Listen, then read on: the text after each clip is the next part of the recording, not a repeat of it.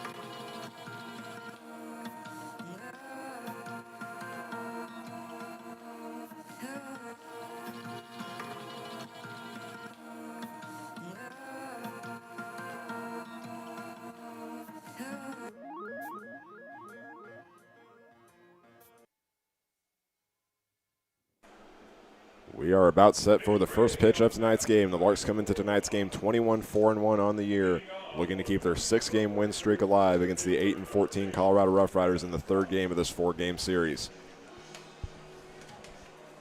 Yeah, they had a pretty productive night on offense last night. A little bit of a slow start, but hopefully they can keep things rolling here in tonight's game. First pitch comes from Nick Gray at 7:04 p.m. to the leadoff batter for the Roughriders, Cannon Frost. Gray will make his 6th start of the season tonight. And the second pitch will be put in play. Hard ground ball over to C.J. Reed. And Paul Smith will get the catch from him, and there's the first out of the game. Frost is a pretty talented baseball player himself. He averages .455 on the season, one of their best hitters on the team. So that's not an easy out to make, especially with him coming in that leadoff spot every time that the Larks will see him. So it certainly won't be the last time we hear from him tonight. The shortstop, Brett Atkinson, is the next batter up. Gray will deliver the pitch, put it in the outside corner, and there's the first strike. Here is the rest of the Roughriders order. Jake Willerup is the designated hitter tonight on deck. Fourth batter in the order will be number 23, Hunter Stevens. Batting fifth is number 26, Marco Polizzi.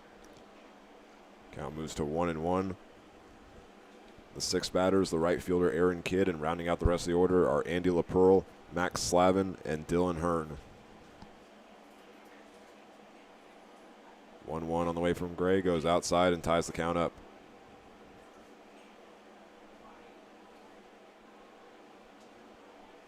Gray's been one of the Larks' top pitchers this season, comes in with 34 strikeouts, 2.40 ERA, and a 153 opponent batting average. And right now Atkinson is ahead as he leaves another one outside, 3-1.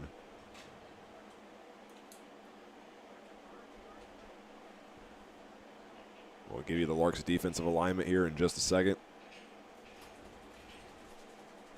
As Atkinson awaits the pitch from the Angelo State Ram, Nick Gray. Half-hearted swing, and they're going to call that strike 2.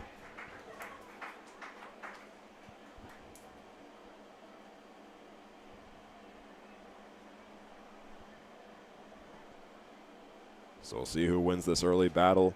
Payoff pitch on the way from Nick Gray is put in play. Another one going to C.J. Reed. He fields it and gives it to Paul Smith for the second out of the inning. So far, a good start here for the Larks. In that first inning in yesterday's game, they scored one. They allowed 1 run scored, and then it was the second inning where things really got broken open by the Roughriders. We've talked about it before. The Roughriders are a very talented offensive team when they can make contact with the ball. If they get things going on offense, they can compete with really any team in the Rocky Mountain Baseball Conference. The redshirt freshman from Gilbert, Arizona will try to keep the inning alive for the Roughriders as the Larks look to go 3 up, 3 down. Jake Willerup is up to bat, starting with ball 1 in the count. Willerup is the team leader in hits on the year with 27. Leaves that one outside, but it's in the zone for strike 1. Here is the Larks' defensive alignment. Lane Sparks is in left field, and center field will be number 12, Caleb Duncan. And Wilbert Espinal is back in right field. Dylan LaRue is playing catcher tonight. He'll await the pitch from Gray. And that one just misses down low to tie the count up. Thomas Lissy is back at third. Paul Smith is playing at first base tonight. And on the inside of the infield are the usual Tabor Stokes at shortstop and C.J. Reed playing second base. Gray kicks and deals. And this one is drilled deep into left field. Sparks will go back for it, and he's got the catch for the final out of the inning. The Roughriders put all 3 balls in play that inning, but the Larks fielding does their job to get the 3 outs. And we will have the bottom of the first inning when we come back.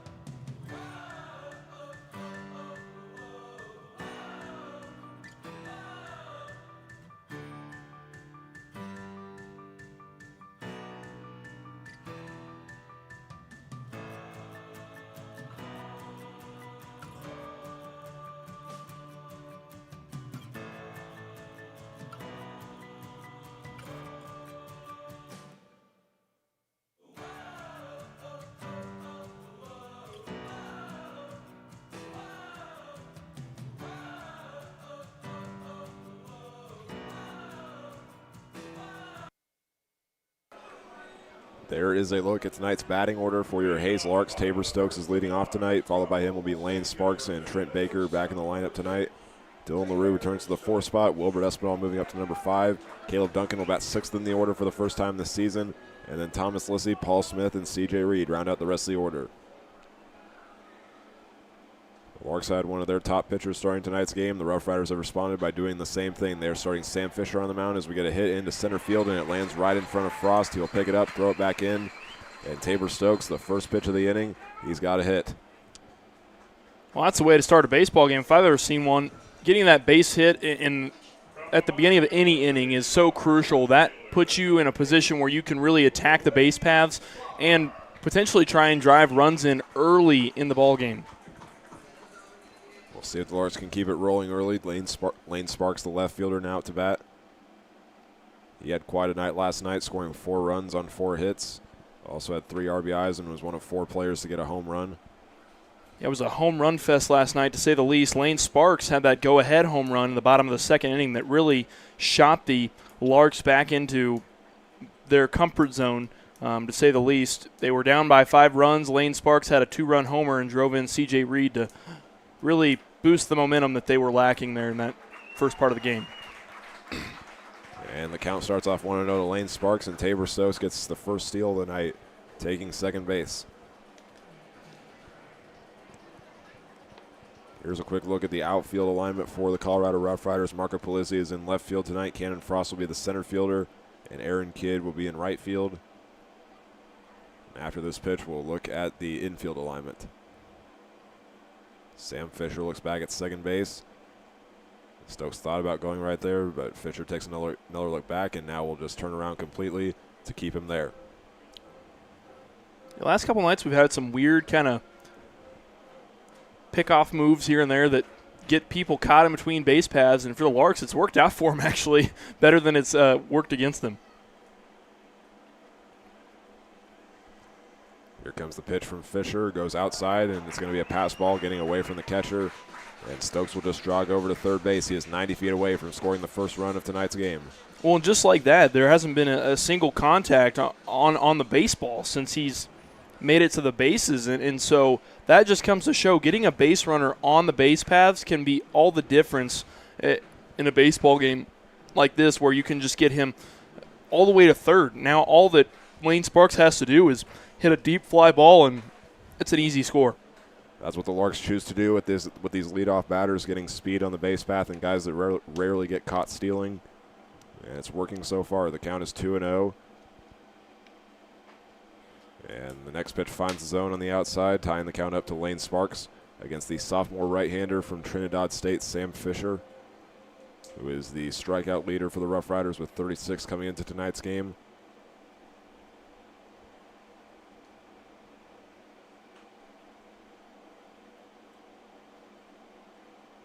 Here comes the 2-1. Sparks thought about taking a swing at it. It's a little bit outside. He is ahead 3-1.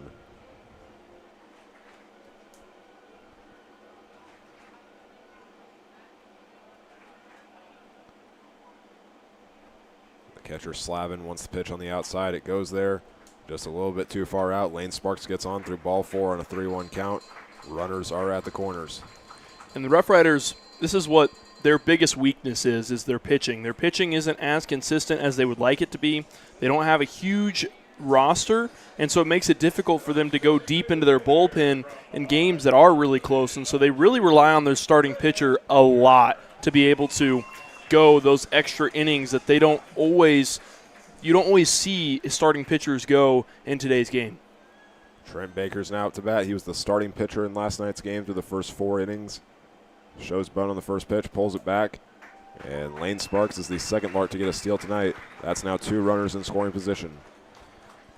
Sparky is no stranger to stealing. He is seems like he's always getting extra bases left and right, and apparently I wasn't the first one to start calling him Sparky. His teammates last night when I went down there to do the interview, they were, "Oh yeah, Sparky," and I was like, "Guess I'm not the first one." So. Swing and a miss moves the count to 1-1 to Trent Baker.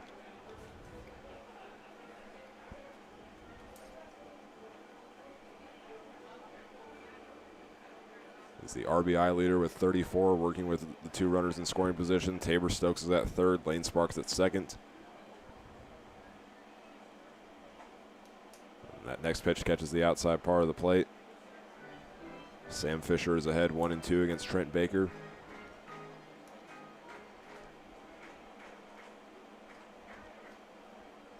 Well, despite Baker's first couple innings last night pitching, he really had a pretty solid outing. He pitches the ball real well and picked up quite a few strikeouts last night. This one gets fouled back. Camera stays in place, so it shook a little bit there. Yeah, we had a bit of a camera mishap last night. It flipped upside down on me, and you actually could see me upside down in the booth along with the rest of the Larks faithful there. So there were people waving to themselves on the live stream last night. I had to fix that before we went down for the interview. Slider just misses up high to Trent Baker. That's ball 2. Fisher comes into this season, and this is his 9th start of the year tonight. He made 26 appearances in his 2 seasons at Trinidad State with a 5-6 career record.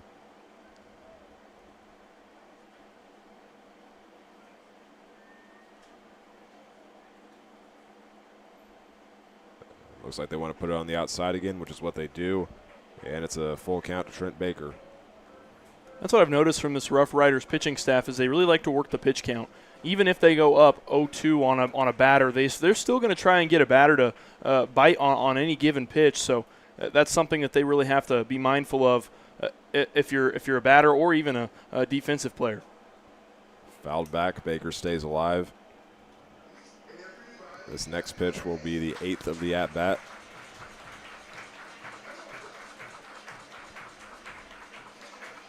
If Baker walks right here, this could set up a bases-loaded opportunity for Dylan LaRue.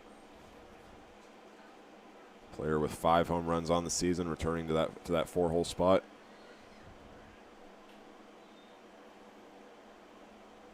Fisher looking to win the battle. This one's put in play. Goes to the third baseman, throw down to first base. Keeps the runners at second and third stranded, and there's now 1 away. Well, and walks is really what killed the Roughriders last night, what really broke the scoring open. And it was 3 straight walks in the bottom of the second inning yesterday that started the Larks rally that they had in the bottom of the second inning where they scored 6-7 runs in that second inning. So that's something the Roughriders have to really look to cut out here in tonight's matchup if they want to try to be competitive with this Larks team like they were in that first game of the series. The catcher from Cumberland University, Dylan LaRue, now up to bat with 1 away. He begins with a 1-0 count. Had 3 at-bats last night, but was also walked twice.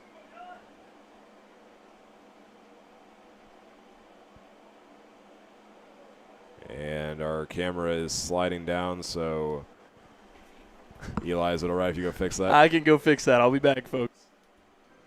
All right, so Eli will get our camera fixed. As LaRue will work with a 1-1 count. He had a run and 2 walks in last night's game. Next pitch he will put in play, going over to the first baseman. Stevens will underhand toss it to Fisher. That's the second out of the inning. But Tabor Stokes is able to score, and the Larks take the first lead of tonight's game.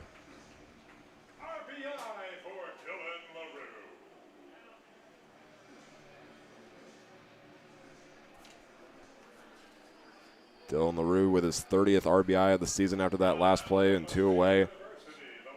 And Wilbert Espinal, one of 3 Larks players returning to the lineup tonight.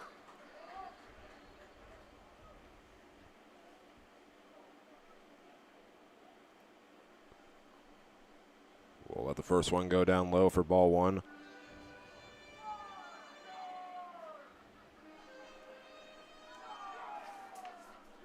For Espinal, this will be his 4th game of the season with the Larks, played in 27 last year. As a member of the World Series champion team. Has 3 hits so far on the year, at 40 last season. Moves the count to 1-1, leaving that one up in the zone.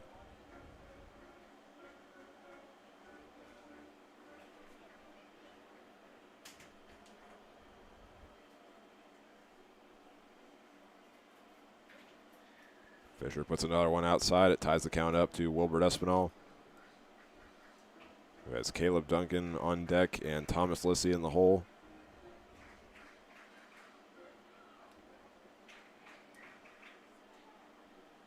As we await the next pitch.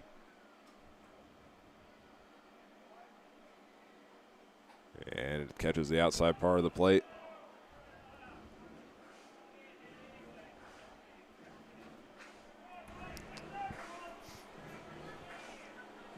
The count is 2-2 to Espinal. 214 average through his first 15 plate appearances. And this one, a ground ball, is just going to stay fair, rolling down the third base line. Sparks will cross home plate. Espinal will make a run over to second base, and he slides in safely, beating the tag. An RBI double for the Alabama State Hornet, and the Larks extend their lead.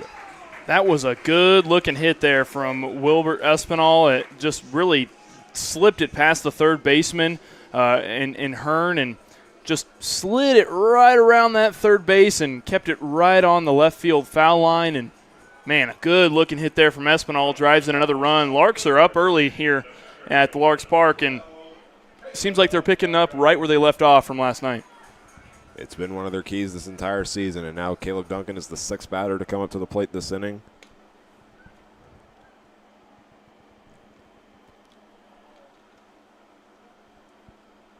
He will take a swing at this first pitch, going into center field and making a diving play for it is Frost, but it rolls away from him.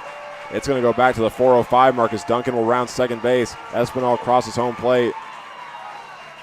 And Andy Luton will tell him to hold up at third. It's an RBI triple for Caleb Duncan. Caleb Duncan was wanting to go for it all there. I could see it in his eyes. He was wanting to round the third base path and couldn't quite get around third base, and probably a good call to hold him up there. That would have been real close at home plate. But Larks with 3 runs here in the bottom of the first. I'm liking what I'm seeing here to start this ball game. And we know Duncan has that speed, so he could have gone home, but the coaches know that you're building an early lead, and now there's 2 outs, so you can't risk it. Without a doubt, because a base hit scores him right here, so you might as well take that chance and depend on the rest of your lineup. The next batter is the third baseman, Thomas Lissy.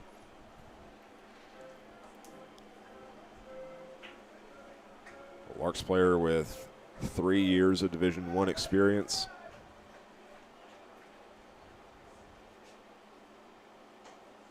High and outside on the next pitch, moving the count to 2-0 to Thomas Lissy. Only had 2 at-bats last night because he was walked 3 times. That was what I was talking about there being so many walks in that game. Is the Larks are so good at being disciplined when they're at the dish, and Thomas Lissy certainly one of those players. Lissy has ahead now 3-0, leaving that one on the high outside corner. So far, only one Larks batter has been walked this inning. That was Lane Sparks, who scored the second run.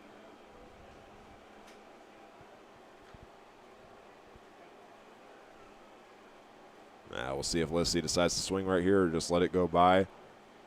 As Fisher delivers the 3-0, it takes a bounce in the dirt.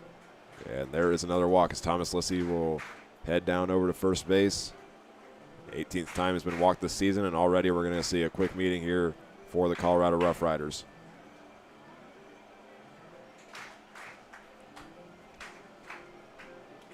I don't think that's a bad thing to go ahead and call a meeting now. You want to try and hit the problem on the head before it becomes a bigger issue, especially with just a batter like Lissy. You can't be upset if you walk him because he's very disciplined at the plate. He, as you said, he's been walked the most than any other player on the Larks team, and so apologies, I misheard you there. But regardless, Lissy's a player that has good play. He has good discipline at the plate. Whenever he's in the box, he has good discipline.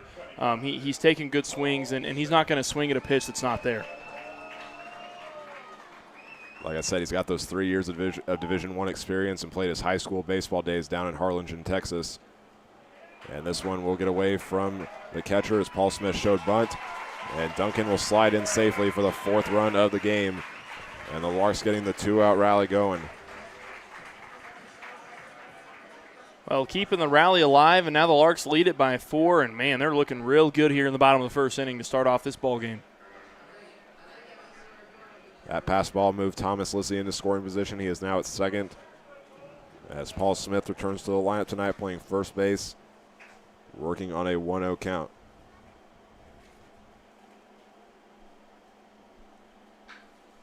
They'll put this one in play. It will be fair down the first base line. And tagging first base is the first baseman, Hunter Stevens, to get the final out of the inning. With the Larks taking an early lead, scoring 4 runs on just 3 hits. And we'll have the middle third of the Colorado Roughriders order when we come back.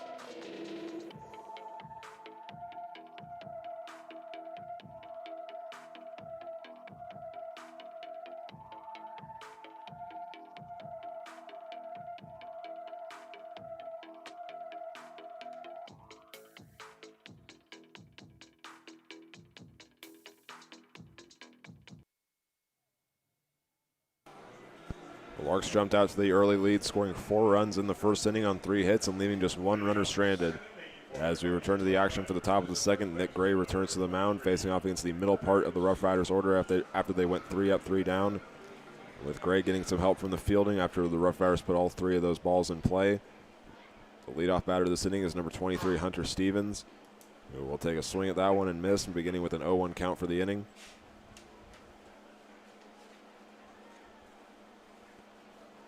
One of 2 Rough Rider players to play for the Division II level for Millersville. Stevens is now down with an 0-2 count. Player that does a really good job getting on the base path, .552 on base percentage entering tonight's game.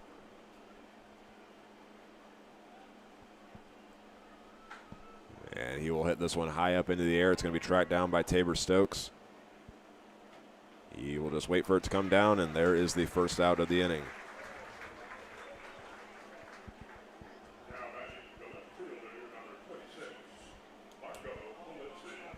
Marco Polizzi will be in left field tonight. He's the 5th batter in the order. He is the other player for the Rough Riders to play for Millersville. He is originally from Montoursville, Pennsylvania, playing in his 21st game of the season with the Rough Riders.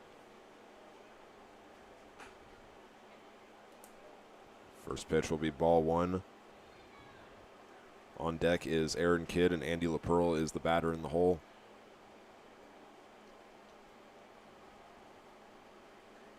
Next pitch goes inside from Nick Gray, moving the count to 2-0.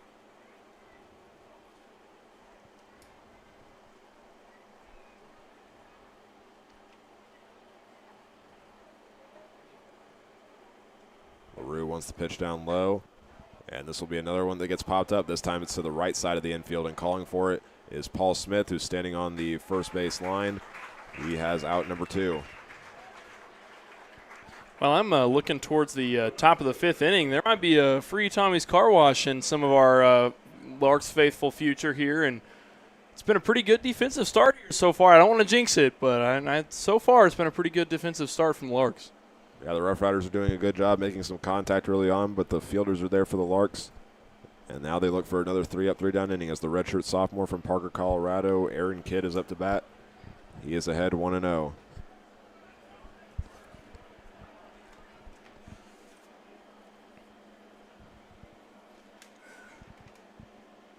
Next pitch is on the way. Breaks into the zone, moving the count to 1-1.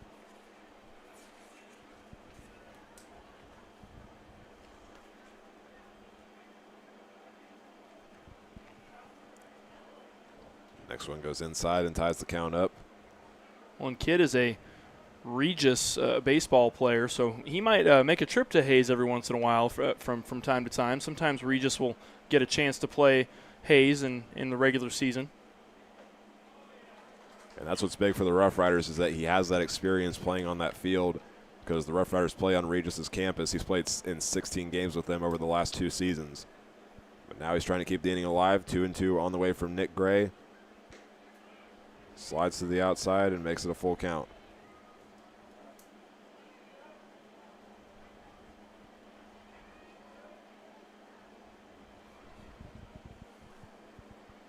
The infielders for the Larks are playing back just a little bit. Here comes the payoff pitch. And another pop fly. This time getting under it will be C.J. Reed. Going back to the grass, he's got the catch for the 3rd out of the inning. Another 3-up, 3-down for the Larks against the Roughriders. This time it's all pop-outs. And C.J. Reed, who just made that last catch, will lead off the inning when we come back.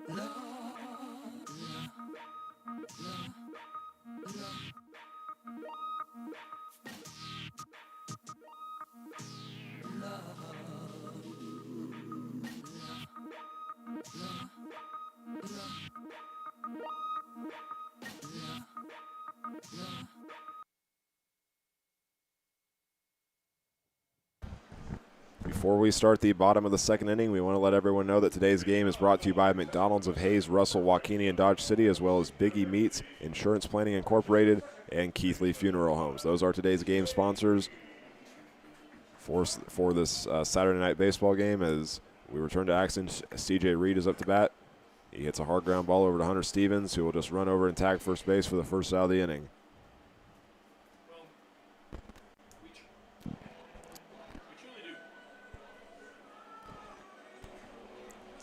We truly do value our sponsors quite a bit. We really can't do this season at all without our sponsors, and so they make this possible. So a huge shout out and a big thanks to them for all that they do for the Larks organization, and it makes it possible for us to be able to put on such a great production for the city of Hayes. Indeed, especially because tonight is Kids Night here at Larks Park. We've I don't know if people saw it on the pregame when players were running out as their name was called. They had the Mick kids run out with them, and then in between innings here tonight, they've been running around the base path, taking a few kids out at a time. Yeah, and it's always fun to get to see the kids after the game running the bases too. That's always a big thing here at Larks Park, something that they really enjoy. So it's always fun to get to see the whole family come out, not just a parent. So it's always parents, kids. Sometimes it's people out on dates, whatever the case is. It's always a great setting and a fun event for the city of Hayes, and almost everybody shows up. it's always a pretty big event for the city. So now we return to the action. It's a 2-1 count for the leadoff batter, Tabor Stokes. On the very first pitch of the first inning, he had the single and eventually scored as he advanced two bases without the ball even going in play. He now has to battle against a 2-2 count against the starter, Sam Fisher. His 9th start of the season and 10th appearance on the mound. 5th pitch of the at-bat on the way, swing and a miss. It's a drop, 3rd strike. Stokes stumbled over his bat a little bit, but there is the second out. He's kind of jumping around there out of the box. It seemed like he was almost galloping in a way to get past the catcher there and avoid the tag on the drop, 3rd strike. Unfortunately, he's not able to reach the base paths, but certainly a valiant effort from him. We'll see if Larks can get a 2-out rally going once again. Lane Sparks is back up to the plate.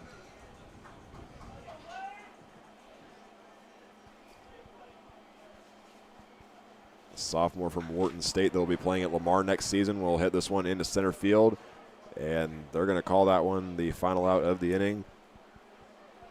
Both teams go 3 up, 3 down in the second, and now we go to the top of the 3rd inning up next.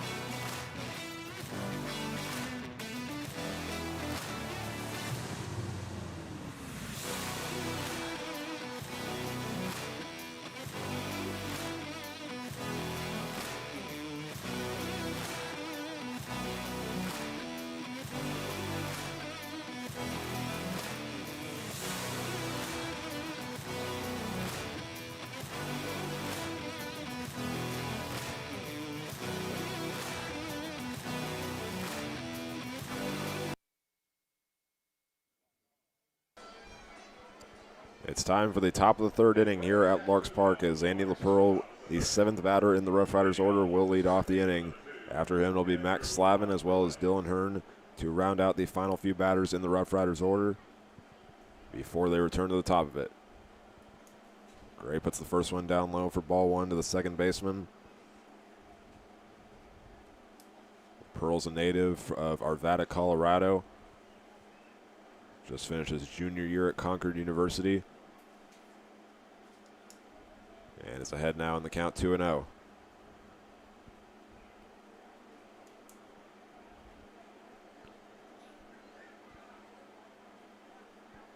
C.J. Reed will pick up the ball, throw it over to Nick Gray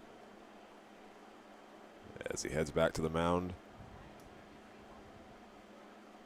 Looking to keep things rolling.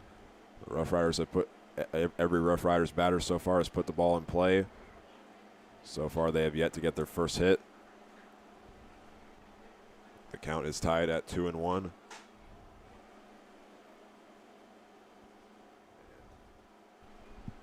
And now the pitch from Gray to untie it. And he's the one that gets ahead at 2-2.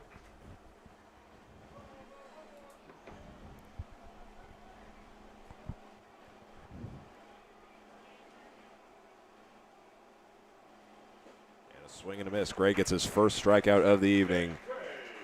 Putting it down low, he gets LaPearl for the first out. of the inning. Good way to start the inning there for Nick Gray. Give him a little bit of a confidence boost, too, securing that first strike out of the ball game just like that. Max Slavin will be the next batter up for the Roughriders. Batting 8th in the order tonight. For me, this will be my first time seeing him this series. Did he appear in last night's game? He did not, so I have not seen him either.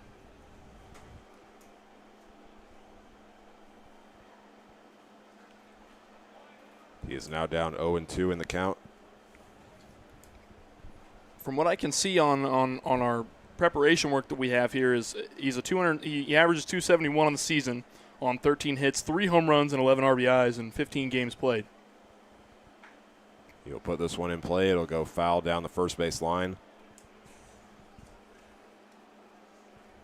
In terms of home runs, that's a pretty high mark for the Roughriders, as I actually think he may be the home run leader on this team.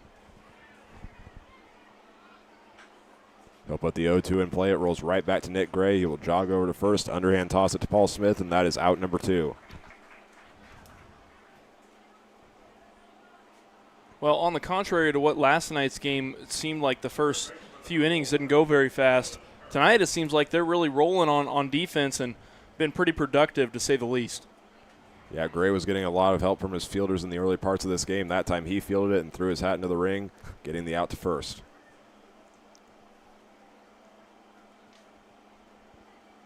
Dylan Hearn comes up to bat. The first one's a breaking ball that makes the count 0-1. One of 4 Roughriders from Regis. Dylan Hearn is a redshirt sophomore from Lakewood, Colorado, who checks the swing there, and the field umpire says he goes around. I think he knew it, too, because he kind of looked away, tried to play it off, and couldn't quite get away with that check swing on that one. Gray looking for his second strikeout of the inning. This one will be put in play instead, fielded by C.J. Reed, fading away from the bag, gives it over to Paul Smith, and the Larks for the 3rd inning in a row go 3 up, 3 down. And they'll have Trent Baker, Dylan LaRue, Wilbert Espinal as their next batters when we come back for the bottom of the 3rd.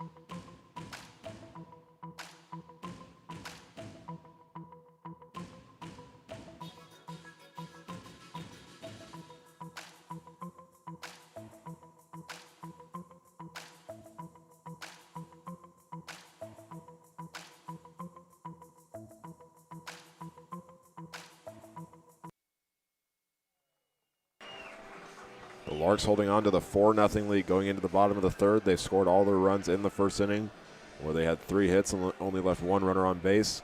They were a home run away that inning from hitting the cycle as a team, because Tabor Stokes had the single, and then Wilbert Espinal had an RBI double, and then he was brought home after that from an RBI triple by Caleb Duncan. They had a very productive inning in last night's game. And there Trent Baker hits it to right field. There's the first out. Had a deep hit, but the right fielder, Aaron Kidd, able to track it down. Multiple productive innings, to say the least. But it was really that second and third innings that really was the statement piece for that Larks offense last night. Dylan LaRue comes up to the plate for the second time tonight. Grounded out to first base, but that was an RBI that brought home the first run of the game with Tabor Stokes from third. And he gets another hit right here. It's a line drive that rolls to the left fielder, Polizzi. First hit of the night for Dylan LaRue.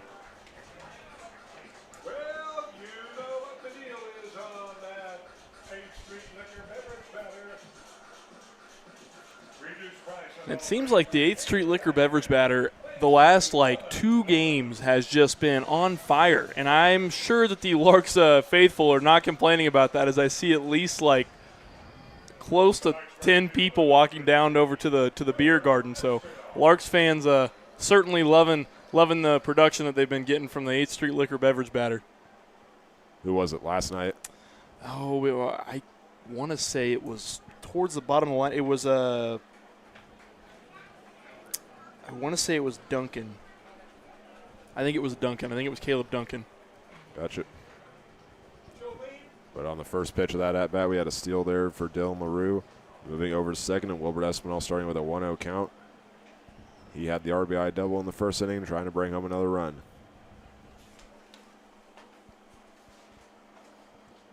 Leaves that one outside. Espinal's ahead 2-0. Junior from Marietta, Georgia, that just finished his first season with Alabama State after playing 2 years at Murray State Community College.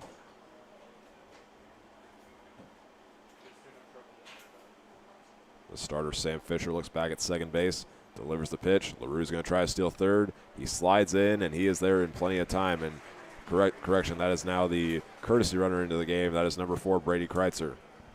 And Brady Kreitzer has wheels, man. That guy can move. And there's a reason he plays in the outfield when he typically plays for the Larks, and it's because he has wheels on him. He can cover some ground, and he can really get up and going. 3-0 on the way. Espinal hits a ground ball over to the second baseman. LaPearl tosses it over to Stevens, but the Larks have their 5th run of the game, as Espinal now has 2 RBIs on the night. And I'm sure Coach Leo's a lot happier with this start this evening than last night. Last night was a little bit scary there for the first couple innings. I was starting to get a little worried there for the first little bit of the game, and then they turned it around real quick. But I think them going up 5 runs like this so early in the game is so crucial for this team, because they can kind of relax a little bit and let some of those players that don't always get a ton of time out on the field to kind of take over for some of those main guys, like Jackson Babcock, who's not playing tonight. He's getting a little bit of a rest. Again, that type of experience is going to be crucial for the remainder of the season with the NBC World Series coming up, because those teams that you play down there are the teams that you cannot get down early on against. Not at all. They are the real deal. I mean, some of those teams are full of old MLB players, for that matter. I mean, it is the real deal down there, and they don't mess around at the NBC World Series. So they're definitely going to need to get some of that rest now, so that they can keep those starters in for the majority of the NBC World Series. The count is 1-1 to Caleb Duncan. He'll put this one in play, fielded by the third baseman Hearn. Throws it across the infield, and that leads to out number 3. But the Larks had another run that inning. Dylan LaRue, on the first pitch of his at-bat, was able to get a single, and Wilbert Espinal records his second RBI of the night to bring him home. And we'll have the top of the 4th inning up next, where Eli will take control of the play-by-play for the next 3 innings.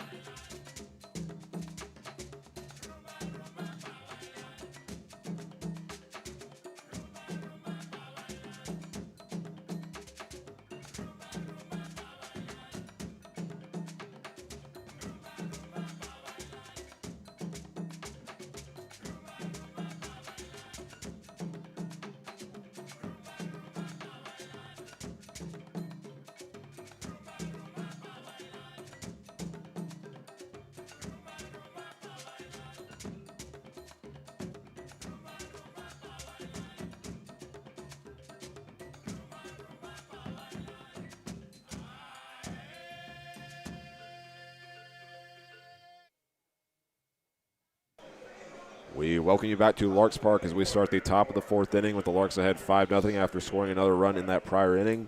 And since it's the fourth inning, I'm going to throw the play-by-play duties over to Eli Blankenship. Well, I appreciate it, Hank.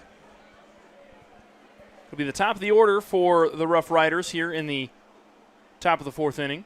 It'll be Cannon Frost playing center field tonight for the Roughriders. First pitch in there for strike one.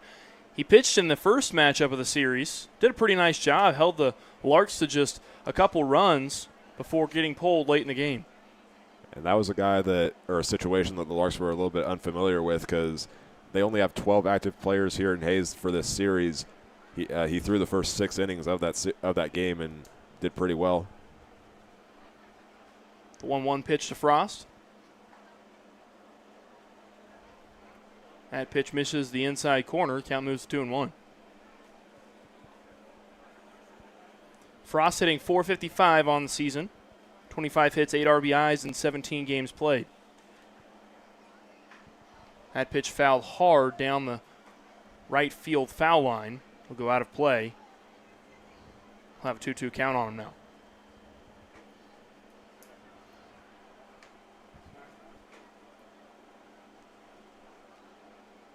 Gray kicks and deals. That pitch once again fouled away, and our camera miraculously stays in place. Thank goodness. That one looked like that had the potential to really rock our camera a little bit, but I'm just hoping it doesn't slide down like it did earlier because I think the way it rotates is kind of loose. Yeah. Swing and a miss. Frost goes down at the top of the count, and Nick Gray picks up his second strikeout of the night.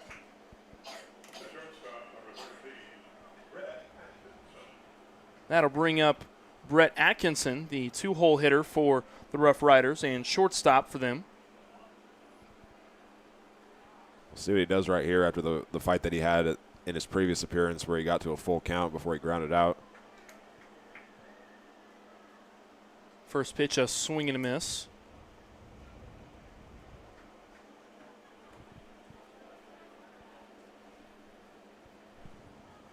The native of San Antonio, Texas, prepares for the 0-1 pitch.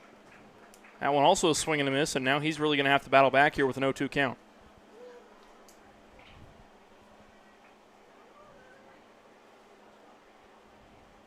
Now the 0-2 pitch from Gray.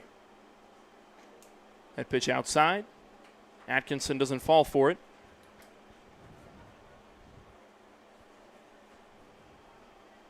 1-2 count now on Atkinson.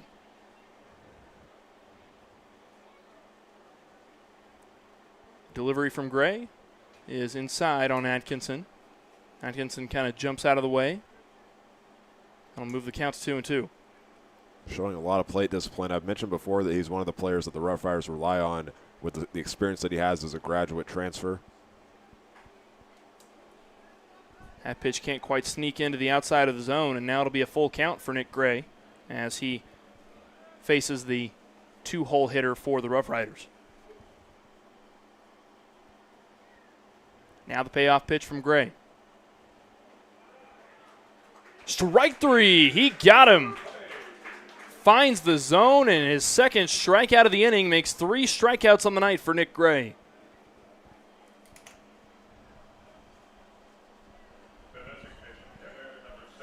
That brings up the designated hitter hitting in the 3-hole spot tonight for the Roughriders. That is Jake Willerup.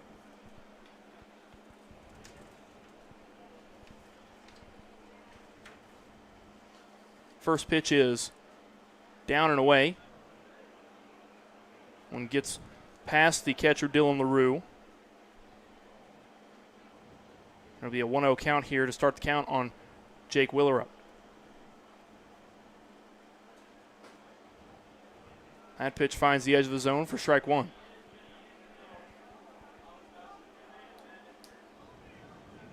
Willerup leading the Roughriders in both hits and RBIs this season with 27 hits and 30 RBIs in 20 games played. The 1-1 pitch is swung on and missed. With the Roughriders, he's trying to make a statement. He just played in 5 games this last season at the JUCO level after being named a first-team selection in his conference the year before and heading to Eastern New Mexico next year. 1-2 pitch. Looks like nicks Jake Willerup right on his elbow.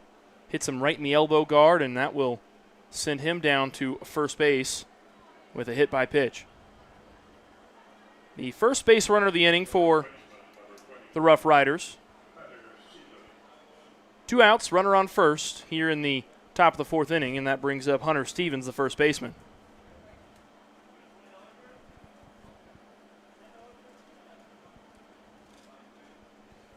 Get a fresh count here from Nick Gray. Here's the first pitch of the at-bat. That one in there for strike 1, slips its way into the zone.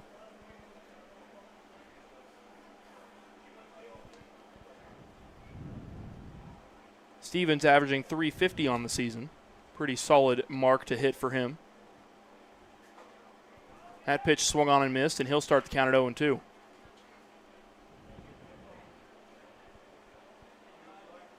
We'll see where Gray puts this one, because Stevens had the 0-2 count in his last at-bat and had the pop out.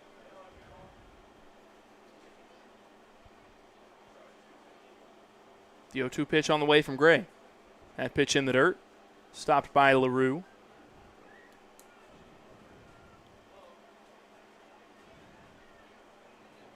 Now a 1-2 count to Hunter Stevens.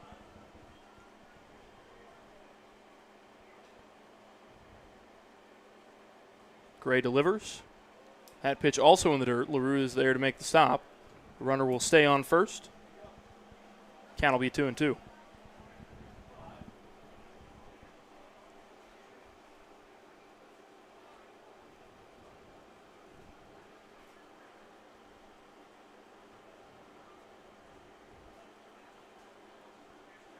The pitch from Gray is hit foul straight into the fence of the Larks dugout. And if that had have gone any further, that would have nailed a coach from the coaching staff of the Larks. And I think that was a little bit of a wake-up call over there for the scorekeeper down the end. And our camera slid down again. I'll run down and fix it. Hank's turn to fix the camera, and that one hit to third baseman Thomas Lissy, who makes the stop, can't make the throw in time, as he was quite off balance, and so now runners on first and second with 2 outs here in the top of the 4th. That brings up number 26, the left fielder, Marco Polizzi. Polizzi, a redshirt freshman outfielder, playing for Millersville, the Division II college, appeared in 9 games this season with 3 at-bats, but really was primarily used as a pinch runner. Scored about 4 runs and made his college debut on February 9th this season.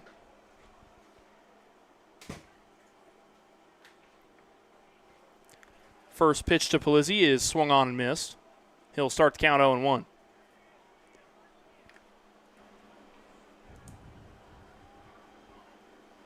Hank is back next to me and made a clutch effort there to fix the camera for us.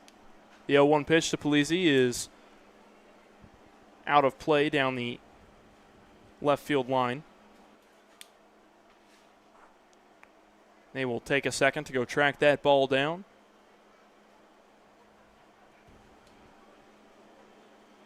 And it'll be an 0-2 count here on Marco Polizzi. And this stretch of the lineup is a pretty interesting matchup because you have a Division II pitcher against a Division II batter playing in 2 different parts of the country. You got Polizzi from the Northeast and Nick Gray down south in the Lone Star Conference. Both talented athletes. Polizzi averaging .220 on the season for the Roughriders in 20 games played. Certainly not easy to play Division II baseball. Despite it not being a Division I level, it is still very competitive baseball no matter where you go. That pitch swung on and missed. That'll be a strikeout number 4 for Nick Gray and number 3 of the inning. And there'll be no runs on no hits in the top of the 4th. When we come back, it'll be the Larks' turn to try to get the bats going. Don't go anywhere.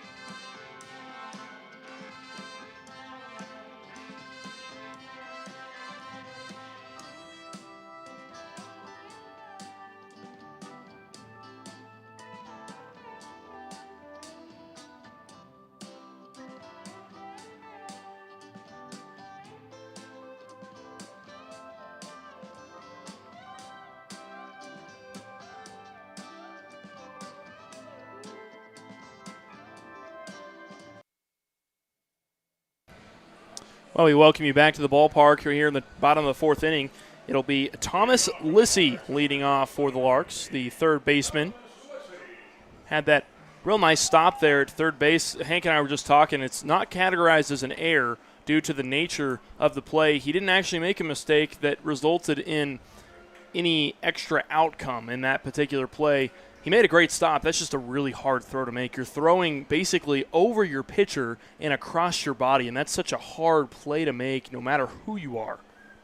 And by the time he fielded that, there was already 2 outs, so the best thing you could have done is rely on your pitching, and that's what they did. Marco Polizzi swung and missed on the 1-2 count for the third out. Exactly, and it doesn't kill you to let someone get on first base there, because then you have force outs at first, second, and third in that situation. So it gives you a lot more options as well if you field the ball differently in that next play. 1-1 pitch to Lissy is in the dirt. Goes behind home plate, behind the umpire.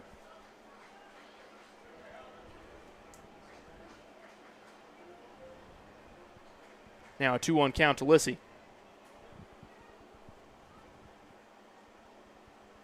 Pitch from Fisher. Finds the outside of the zone. Count moves to 2 apiece.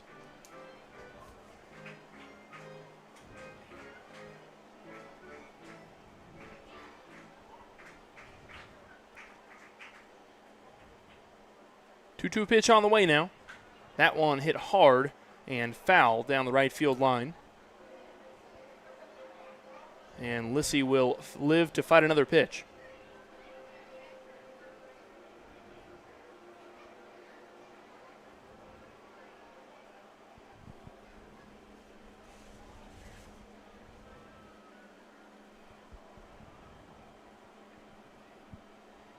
Now the 2-2 pitch to the junior infielder.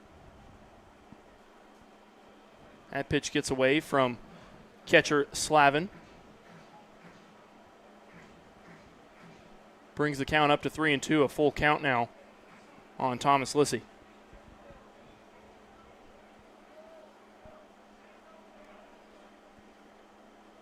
Now the payoff pitch from Fisher. That one hit and dribbled over to first baseman Stevens. Goes out of play, and it will be another full count here for Thomas Lissy.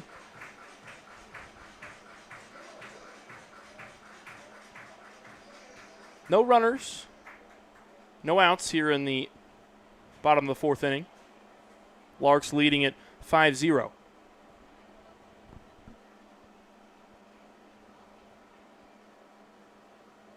That pitch swung on and missed, and that is strikeout number 1 of the day for Sam Fisher, and first out of the inning. Sam Fisher, as you mentioned, the strikeout leader for this team, hasn't really had any strikeouts in this game so far, starting to maybe find his groove. Well, Larks are doing a good job of watching the zone very well, and that's going to be the key for them to hold on to this lead, is because with the Roughriders' limited numbers, they're going to try to keep their pitchers in for as long as possible. That's about the best thing you can do, even if you don't get on base. That brings up number 25, the first baseman for tonight, Paul Smith. Kind of moves around in the Larks' order. Sometimes he'll, at least offensively, he'll move around a little bit. He'll play catcher from time to time, play first base. He's a very versatile player for this team. The 0-1 pitch is swung on and missed by Smith. Now an 0-2 count, and Smith will have to battle back here.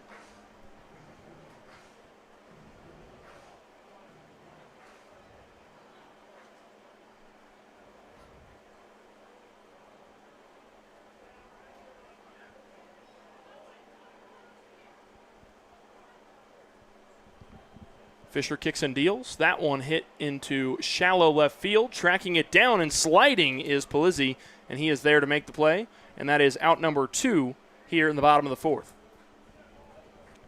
A lot of credit there to Polizzi to make that play, playing close to the wall. He had to sprint up to get the catch, and he made the sliding effort to do so. Yeah, you don't always expect a left-handed batter like that to pull the ball in that way across the field. That's really not a position in the field where those left-handed batters like to hit the ball to, but some of those hitters, they really do pull the ball pretty well across the field, and Paul Smith making an example of that right there. C.J. Reed takes the first pitch as a strike. So the second baseman will start the count out at 0-1.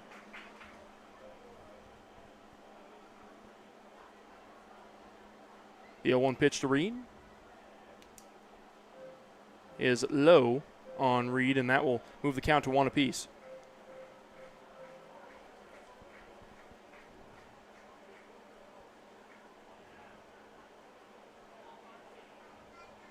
Fisher shakes his head a couple times, finds the pitch he likes. Now the pitch from him. That pitch just misses the zone. A check swing from Reed. And a 2-1 count now.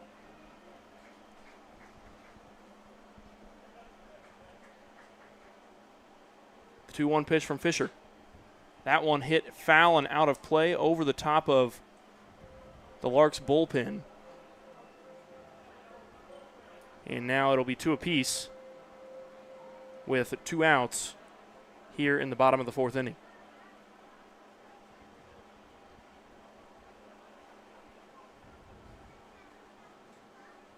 Now the 2-2 pitch from Fisher. That one hit straight up the gut. Fisher jumps out of the way. There to field it is Atkinson, and he makes the play. That'll be it for the bottom of the 4th. When we come back, it'll be the Roughriders who are trying to find their way onto the scoreboard. Don't go anywhere.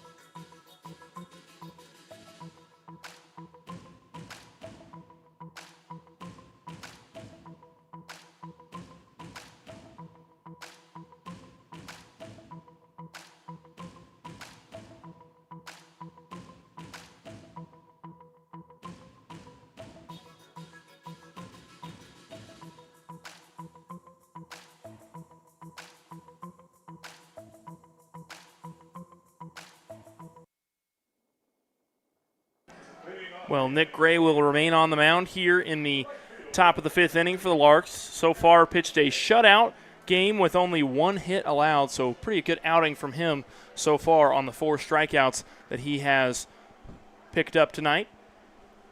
And the Larks don't have anybody in the bullpen right now, so with Gray keeping the Roughriders scoreless, it really opens opportunities to save those arms, possibly getting a sweep tomorrow.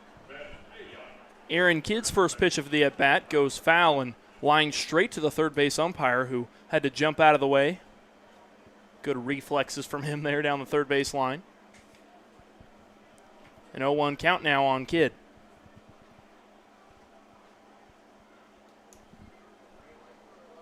Gray delivers. That pitch hit foul, this time down the first base line. And it'll be an early 0-2 count on Aaron Kidd. Kidd, the right fielder for the Roughriders.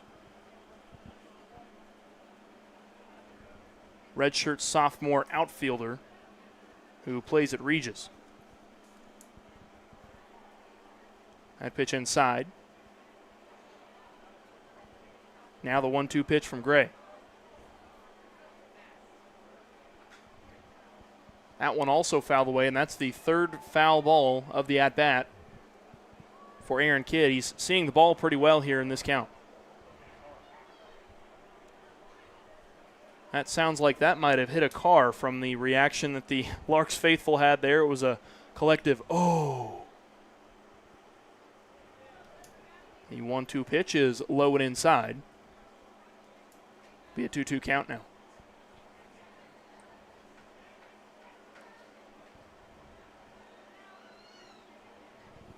pitch from Gray is swung on and missed. It is a drop third strike. LaRue fires it over, and it is caught by Paul Smith, who is there to make the dig and the out.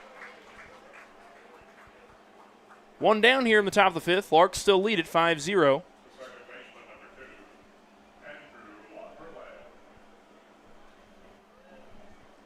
I'm going to give it over to Hank here for just a moment. He's got our trivia question for tonight. So tonight's question, I mentioned before that the Hayes Larks got their name in 1946. Tonight's question has to do with how they got their name, which was with a Name the Team contest. Who was the person that came up with the name Hayes Larks? Was it Gene Glassman, Bill Downs, Frank Harmon, or Tony Roth? That answer will be revealed in the bottom half of the fifth inning. That is a tricky one. That's some real knowledge there to be able to know that kind of answer. That's a pretty. If anybody in the comments knows that one, I'm gonna be really impressed. No cheating. You can't use AI or Google or whatever the case is. I don't want to see any cheating. We're not cheaters here in the Larks comment section. 2-1 count now on Andy LaPearl. He's second baseman for the Roughriders.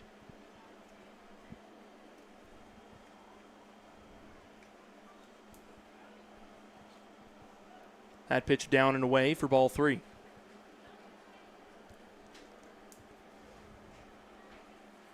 LaPearl played 3 games at Concord this season where he is attending university, the junior infielder and native for Arvada, Colorado. That pitch can't quite sneak into the zone, and that will be ball number 4, and it'll be a base on balls for Andy LaPearl.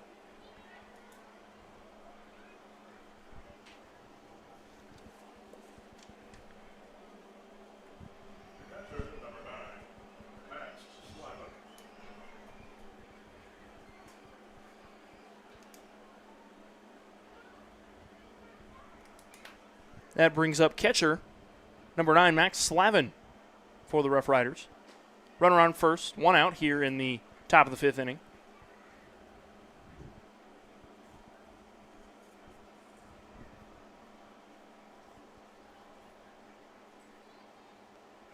First pitch in there for strike 1.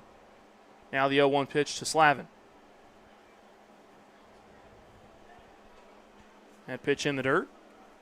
Now 1 apiece.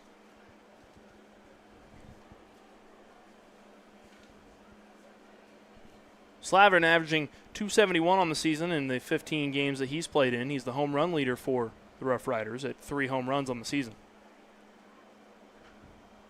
1-1 pitch is fouled away and back into the parking lot of doom, and that sounds like that might have hit another car. No, it didn't.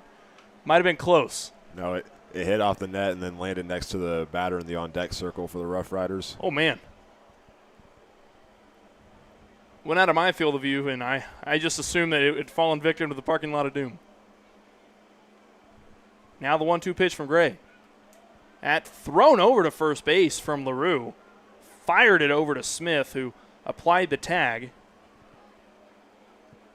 And LaPearl was able to get back in time. Gray will take a look over to first base and prepare to deliver the 2-2 pitch. That pitch finds the zone. Strike number 3 and strikeout number 6 for Nick Gray on the night. Took a big curve at the end. It looked like it was going up high, so Slavin didn't want to take a swing at it, and it dropped right in perfectly into the zone. That is a good-looking breaking ball there from Nick Gray, and out number 2 of the inning here in the bottom of the 4th. Top of the 5th. That brings up Dylan Hearn, the third baseman. That first pitch fouled away past the Larks dugout.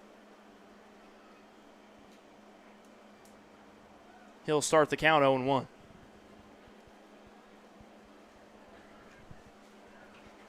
Hearn is another one that we haven't seen yet in this series.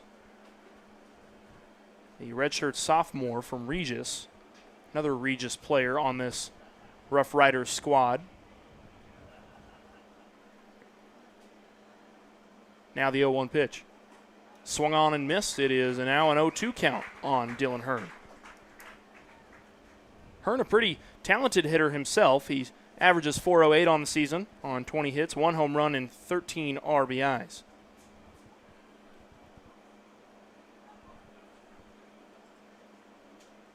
Now the 0-2 count from Gray. That one fouled way out of play. Count will remain at 0-2. Hearn continuing to swing and trying to stay alive. He was faced with the 0-2 count in his prior at bat, where he grounded out to C.J. Reed at second base.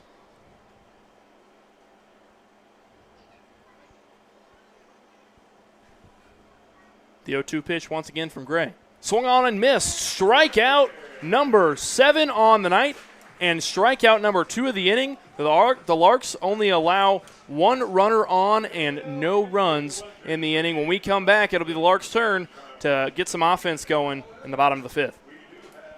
And we will have the trivia question pulled up for those of you that want to play along, as the answer will be revealed in the bottom half of the inning when we start.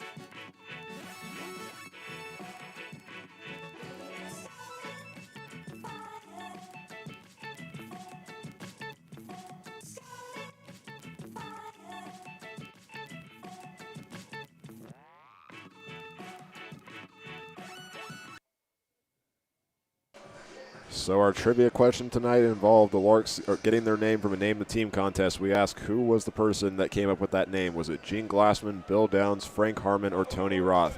I see 2 people in the live chat that said Gene Glassman. Unfortunately, that is incorrect. The correct answer is Bill Downs, who came up with the name back in the Name the Team contest. The other the 2 selections that I had were players when the team became the Larks, and then Tony Roth was the manager of the team when that name originated. Well, and we're approaching the 80th season of the Larks. That's pretty incredible. Talk about some longevity for a team like the Larks, and they have been doing it for quite some time. That one struck hard in the gap into left field, and that is a leadoff single for Tabor Stokes, the top of the order for the Larks. He will make his way down to first base, and that will bring up the 2-hole hitter, Lane Sparks, in left fielder.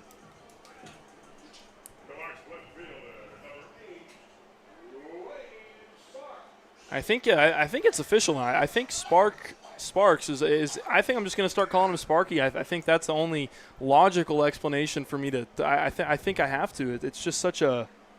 It fits him perfectly. So. Stokes will dive back into first base safely after Fisher took a look over to first. And Sparky will await his first pitch of the at-bat. The pitch is in there for strike number 1.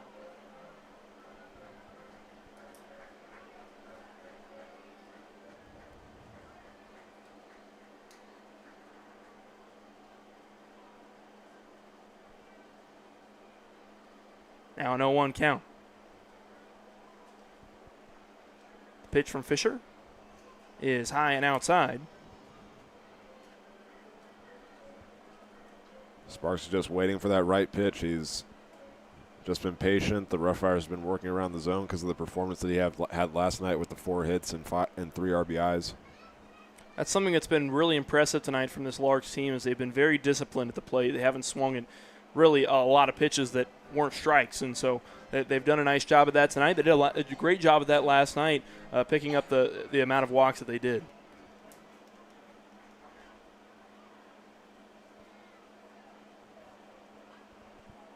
Fisher throws over to first base twice now twice in a row, and third time in this at-bat over to Tabor Stokes, who's got wheels and a pretty sizable lead over there off first. He's already stolen once tonight. And Fisher is continuing to look over there. That's the third time in a row now for him to throw over there, and it seems like Tabor Stokes maybe in Fisher's head just a little bit. And I don't know if that was just me, but it looked like Stokes kind of twitched his body a little bit like he was going to go, and there he goes. And the throw is not in time. Stokes slides safely into second base, and now there'll be one runner in scoring position with Sparky on a 2-1 count at the plate.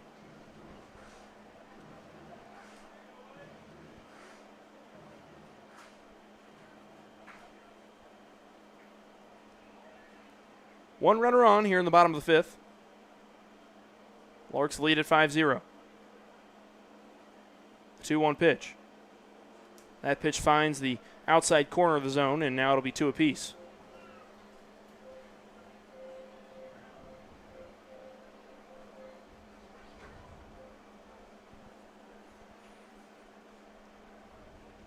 Fisher getting the signal from his catcher, Slavin.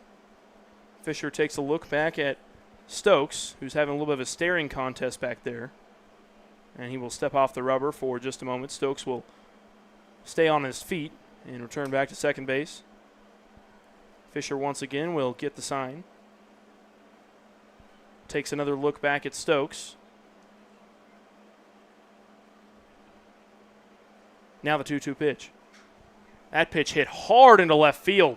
Backing up is Polizzi all the way to the foul line, and he is there to make the play as it would not have landed fair, and that will be out number 1 of the inning here in the bottom of the fifth. And still a runner on second. It looked like Tabor Stokes went about halfway, and that's the right call there to go halfway, especially when the ball's in the air like that, but I think he would have taken off and potentially scored on that hit.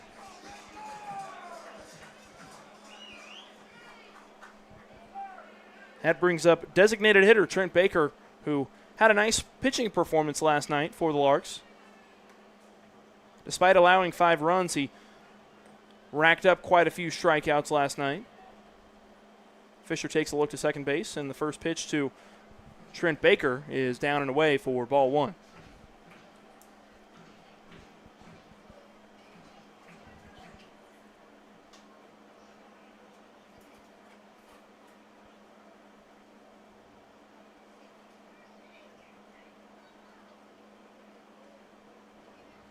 Fisher will step off the rubber, and Baker will step out of the batter's box for just a moment.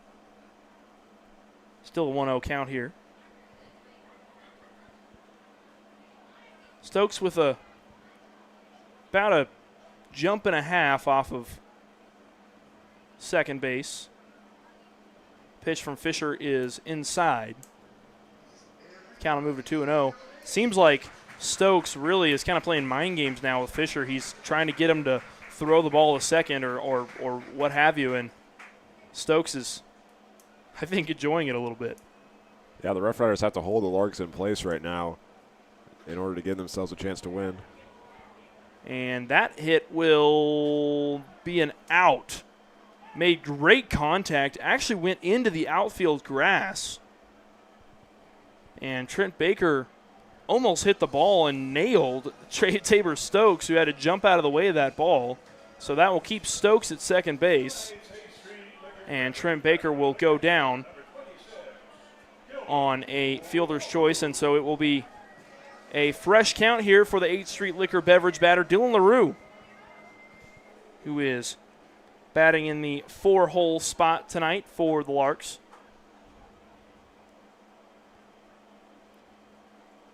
Two down here in the bottom of the fifth. One runner on second. Fisher takes a look over to Stokes.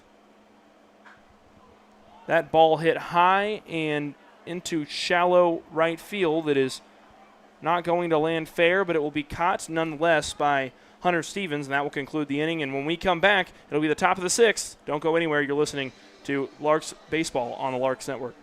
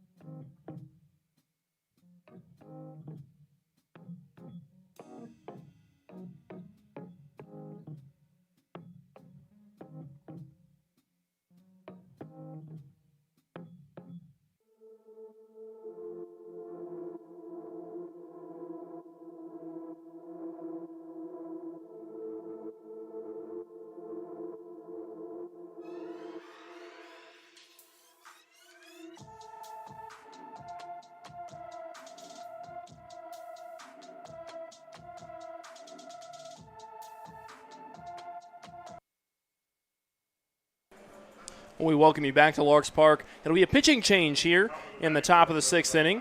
And the top of the batting order for the Roughriders, it is now number 24, Julio Ramos, the junior right-handed pitcher who is attending Lamar University and a native of Nogales, Arizona. Another solid performance tonight from Nick Gray. 7 strikeouts, only 1 hit allowed in 5 innings. This is his 6th start of the night. That's now 5 starts for him where he's gotten at least 5 Ks. A very solid performance, to say the least, to put it lightly. 7 strikeouts on a shutout. I mean, that's a pretty good performance on only 1 hit, too. I mean, that's a good night for Nick Gray. And seems like Julio Ramos is picking up right where Gray left off as he will start the count on Frost at 0-2. Well, the thing that helps Ramos is how he changes the speed of his pitches so well, changing up the speed of his motion, too, and just finding the zone early on when he comes into the game. Ramos really has an arm on him. It seems like he's firing them in there. Just visually looks like he's pitching faster than what Nick Gray was, so it'll be a little bit of an adjustment for the Roughriders here in the top of the 6th.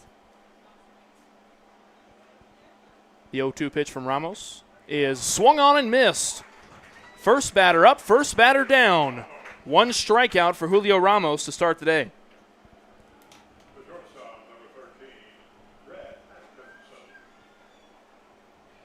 That'll bring up shortstop number 13, Brett Atkinson.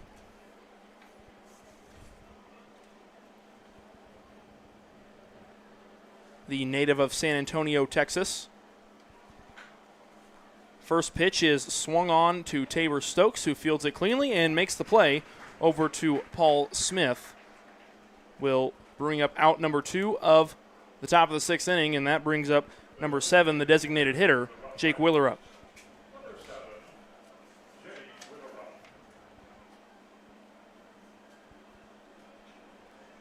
Willerup, the redshirt freshman outfielder from Chandler Gilbert Community College and native of Gilbert, Arizona.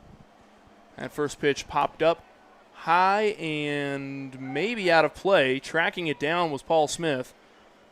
And the ball went out of play, so Paul Smith was not able to make a play on that ball. And it will be an 0-1 count.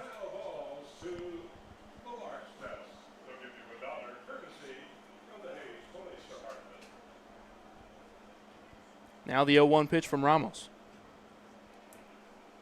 That pitch low and in the dirt. Now one apiece.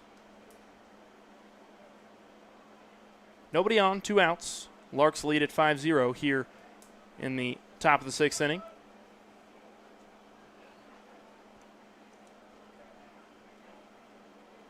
And Ramos will take a second to tie his shoe out there on the mound. That wouldn't have been a good deal if he tripped over his shoelace in the motion of pitching. I think that would have made things a little bit more complicated, a little bit of a different motion on the pitch, to say the least. That pitch down and away for ball 3, now 3-1 count.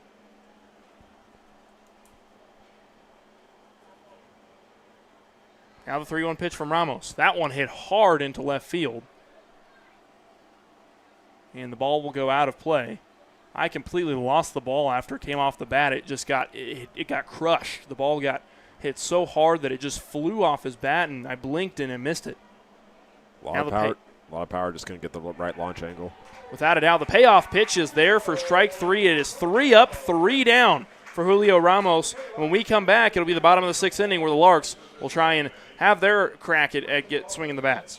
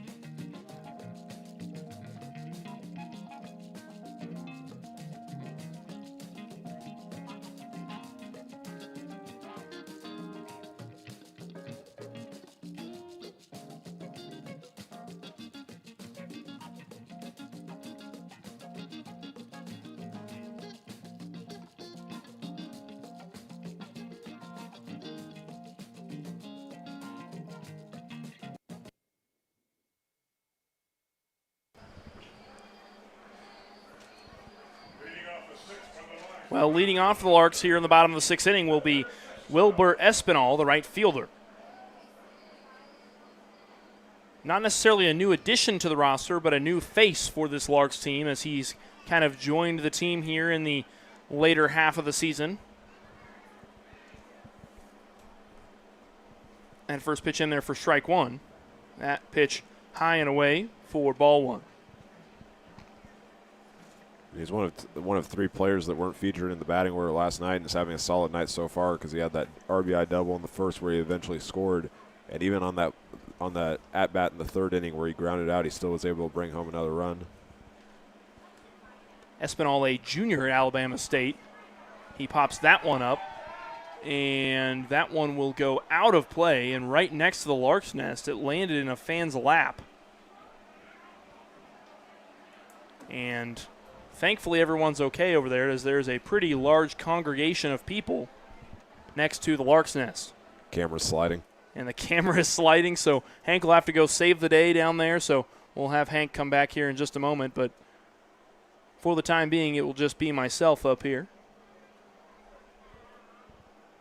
A 1-2 count to Espinal.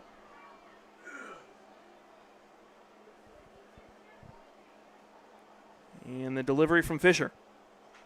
That pitch hit high in the air into shallow left center field.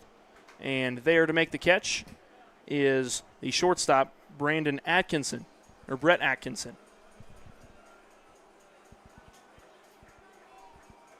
So that is out number 1 of the inning. The center fielder, number 12, Caleb Duncan.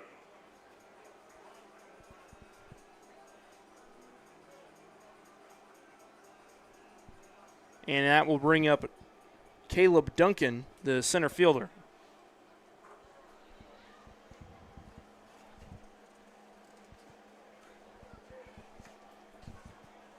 First pitch in there for strike 1. Duncan, another kind of newer face, so to speak, for this Larks team. The sophomore outfielder, native of Goodyear, Arizona, and player at Wichita State University in my hometown. So that's certainly a very good program there in Wichita. Wichita State, a very elite baseball team and a very elite baseball program with a pretty deep history. So Caleb Duncan, certainly a very talented player to be able to be on a roster like that. That pitch out and away. It'll be a 2-1 count now to Duncan. And he's a player that brings a lot to the table when you look at his past. I mean, he had that solid performance at Golden West Community College the year before he arrived at Wichita State, and he had 1 year Division I experience where he was a redshirt at UNLV in the Mountain West.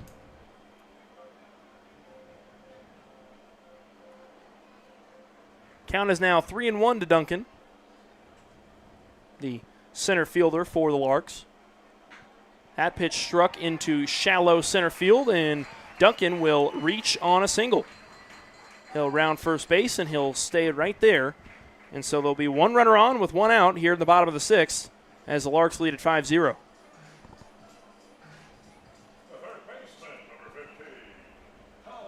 That'll bring up third baseman, number 15, Thomas Lissy, who's had a pretty solid night defensively. We'll see if he can get things going here on offense.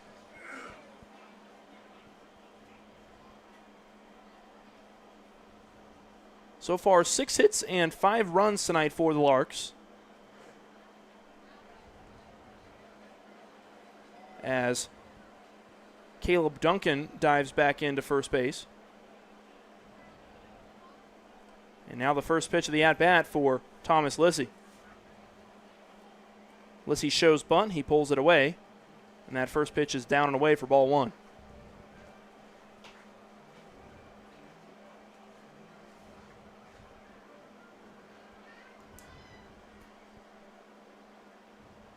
Now a 1-0 count for Thomas Lissy. This is inning number 6 for Sam Fisher. That pitch from him high and away. And that throw overthrown to second base by catcher Slavin. So that will be a stolen base for Caleb Duncan. So now a runner in scoring position for Thomas Lissy. Duncan again showing his quickness around the base path. And there's a reason he plays center field for this Larks team. You have to be quick to play center field. Arguably one of the fastest players on the team is going to be playing center field, and Duncan is certainly one of those players. Him and Sparks both very quick, along with Brady Kreitzer. The 2-0 pitch swung on and missed by Lissy. Count moves to 2-1, and Duncan will stay on second base.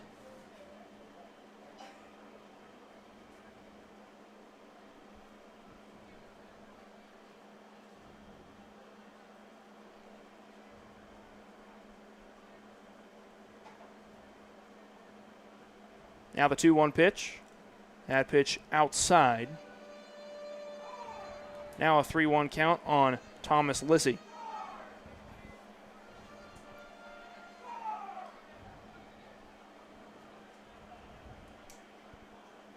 Three-one count, 1 out, 1 runner on second. Fisher takes a look back to second base.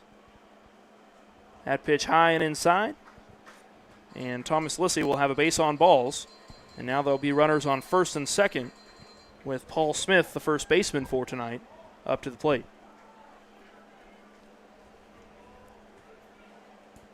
Paul Smith, certainly kind of a utility player for this Larks team.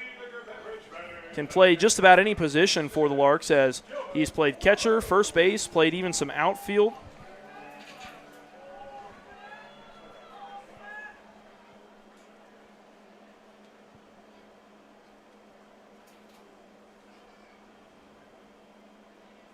First pitch to Smith is low and inside.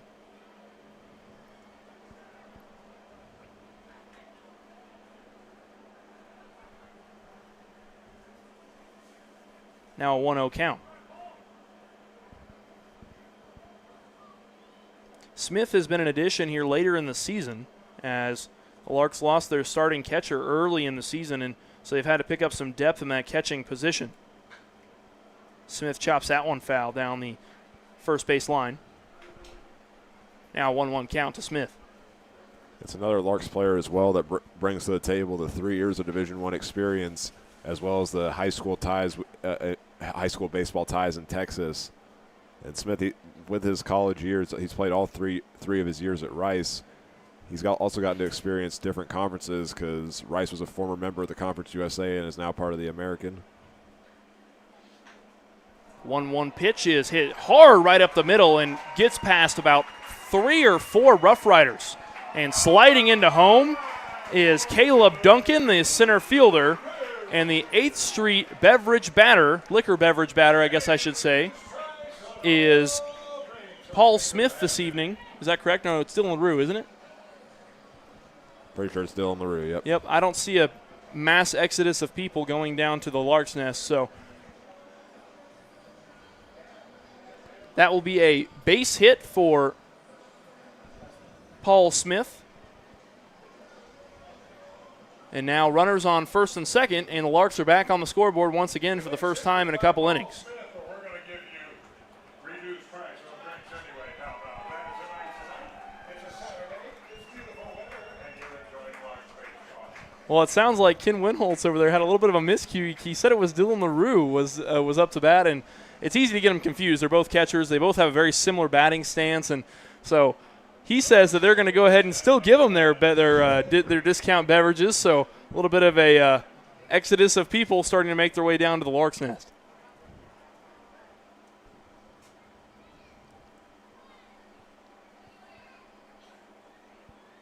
Runners on first and second. C.J. Reed up to the plate now, the second baseman for the Larks. He takes that first pitch for ball 1. Larks leading at 6-0.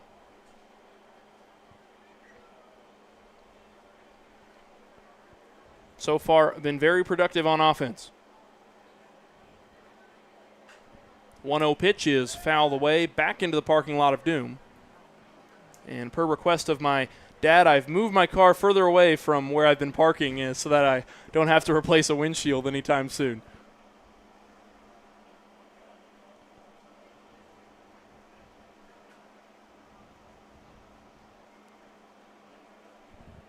Now the 1-1 pitch to Reed. That pitch fouled away and close to where I used to park, but no longer where I'm parking. That one is out of play, and now a 1-2 count to C.J. Reed, and he'll have to battle back here. And Reed making some good contact. He's already put the ball in play twice, just looking for the right pitch, especially because of that performance last night where he had 2 hits, including his first home run of the season.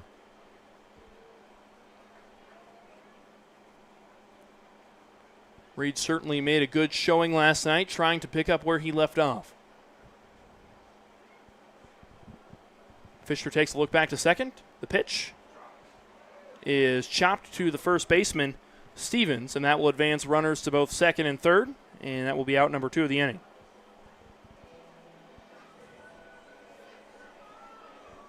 That'll bring up the top of the order for the Larks. It's Tabor Stokes, the shortstop, up to the plate now. Top of the batting order for the Larks, the shortstop, number 6, Tabor Stokes.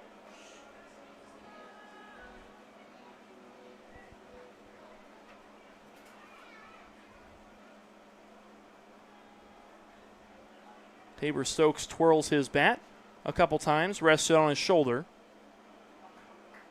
And it'll be a fresh count for him. First pitch is outside. Count is 1-0.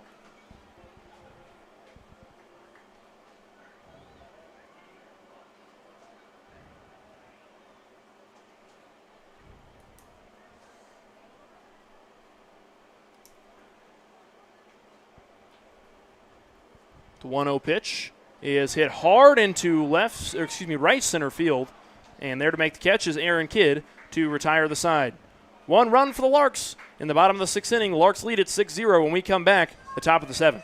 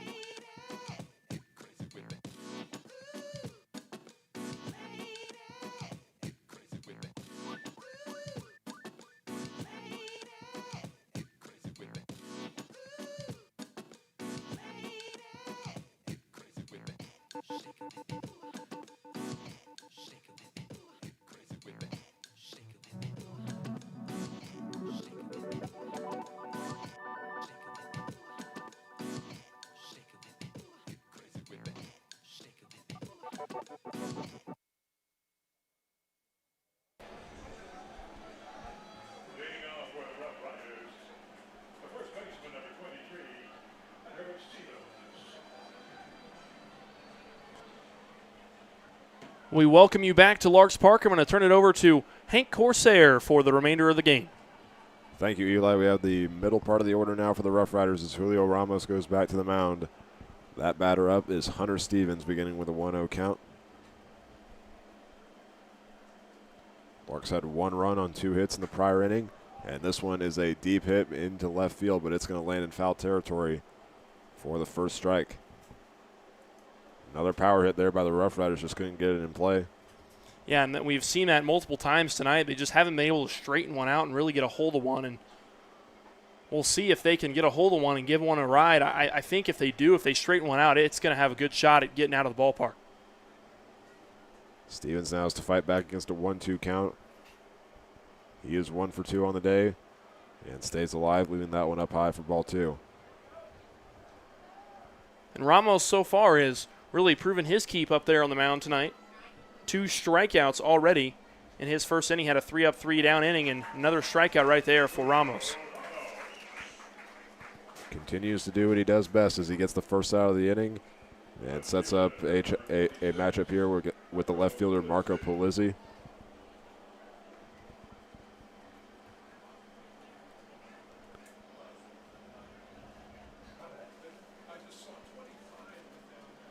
Ramos has struck out the first three of the first 4 batters that he's faced. That one curves into the zone, looked like it was going outside. It's an 0-1 count for the pitcher.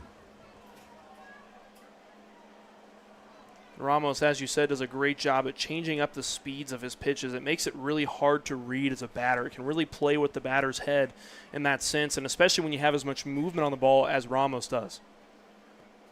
1-1 on the way, gets into the zone. Ramos is ahead, looking for another strikeout. Averages 8.79 pitches per strikeout. He gets another one right there. 2 away in the top of the 7th. 4 strikeouts already on the outing for Julio Ramos in just 1 and 2/3 innings so far. Man, what an outing it's been so far for Julio Ramos. A great start for him on the rubber. He went 3 up, 3 down in his first appearance back in the 6th inning. He's got an opportunity to do it once again. Has only thrown 9 pitches this inning, has 2 strikeouts. And the first pitch is strike 1.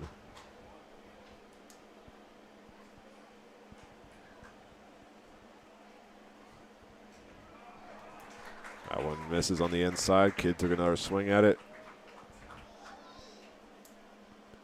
We'll see if Ramos can do it once again. He kicks and deals, slows down his motion, and gets the strikeout. Puts it on the outside. Three straight swinging strikeouts for Julio Ramos in the 7th inning. Woo-wee. That was a good-looking pitch there from Julio Ramos. That was That gave me chills up here in the booth. The Larks have the 6-0 lead. They will have the batters 2, 3, and 4 up next.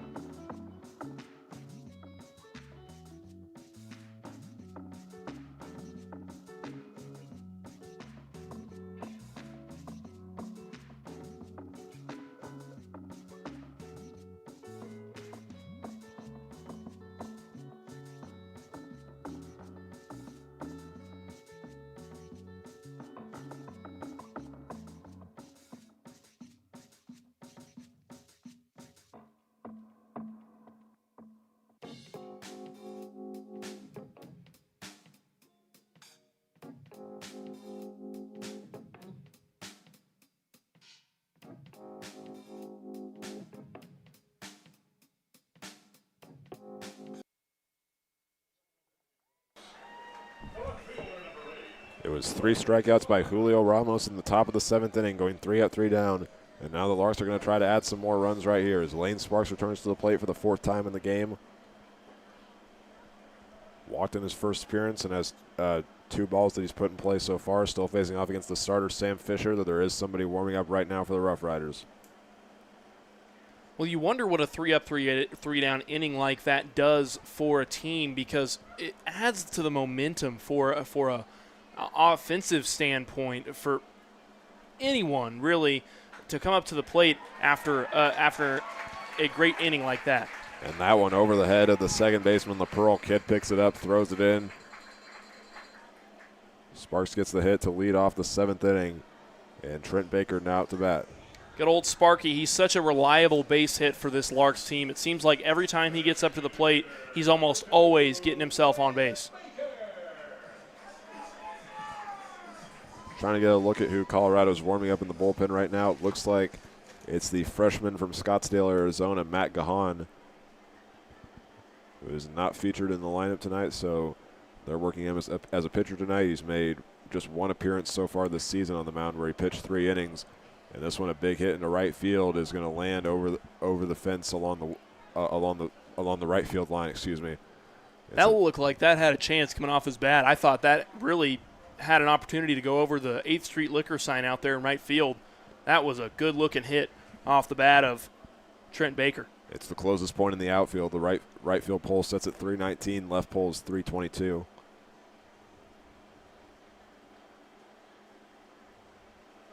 Here comes the 0-1. And again, it's popped foul. Landing behind the fenced area where the Roughriders bullpen is. Well, and Matt Gahan, actually, the last 2 nights for the Roughriders, you were talking about him being in the bullpen. He was playing catcher the last 2 nights. So that's an interesting kind of versatility there from Matt Gahan to be able to play catcher and pitcher.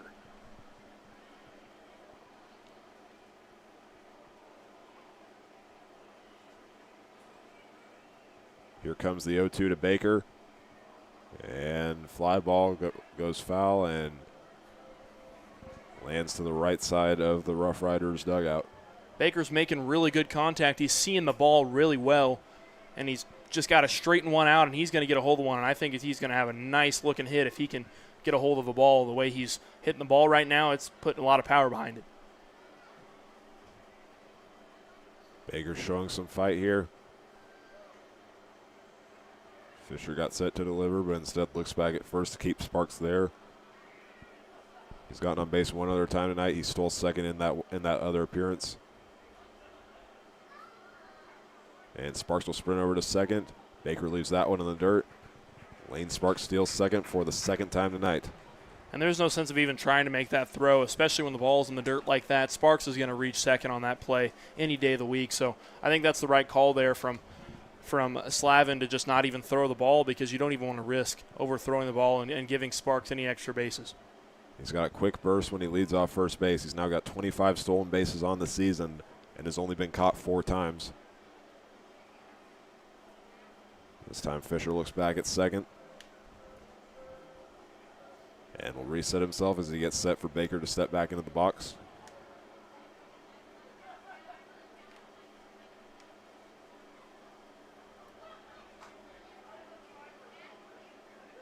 Here comes the pitch. And Baker again fouls another one off. He's battling. He's living to fight another pitch, and I like the fight out of Baker right now. He's really showing some great resilience for this Larks team, and now he's got a runner in scoring position. He's got a little bit more incentive to knock that ball into fair territory.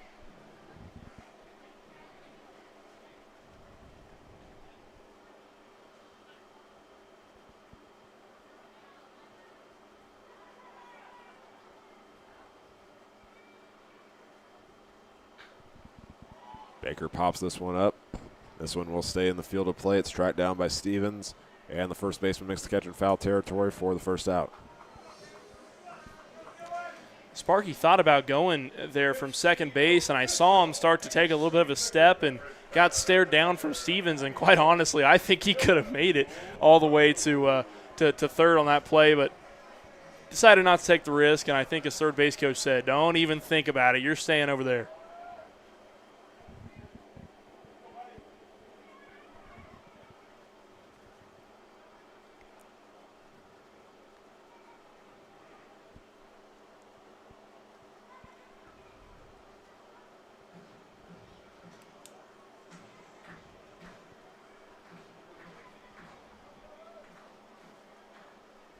It's a 1-0 count to the catcher, Dylan LaRue. Just played his first season at the NAIA level with Cumberland University, but had 2 years of Division I experience prior to that at Houston Christian. Leaves that one, and it goes into the zone 1-1.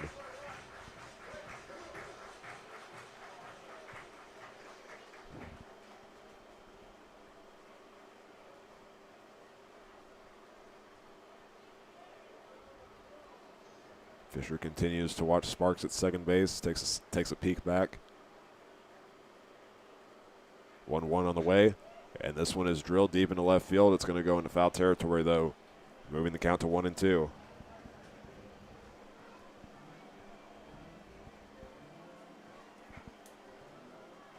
was a good contact there from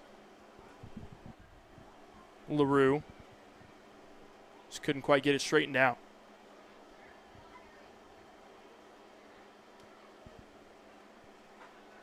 Swing and a miss there a foul ball. It was dropped by the catcher. So LaRue lives to fight another day.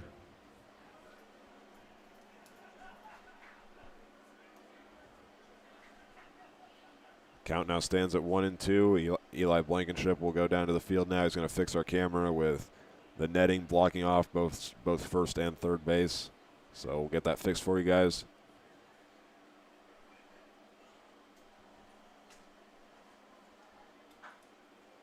This one will roll foul, takes a bounce off the fence of the Roughriders dugout. It's 2 foul balls now for LaRue since he was faced with 2 strikes.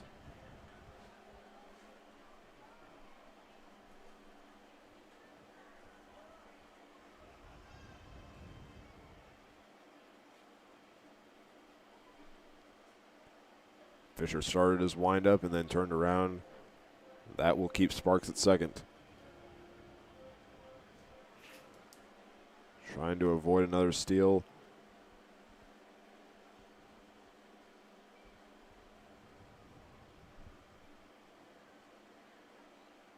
Here comes the 1-2.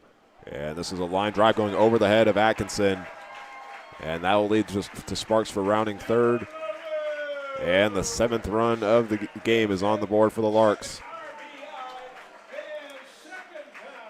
LaRue has his 2nd RBI of the night and his 2nd hit. And as the beverage batter, he's going to get the fans some discounted drinks.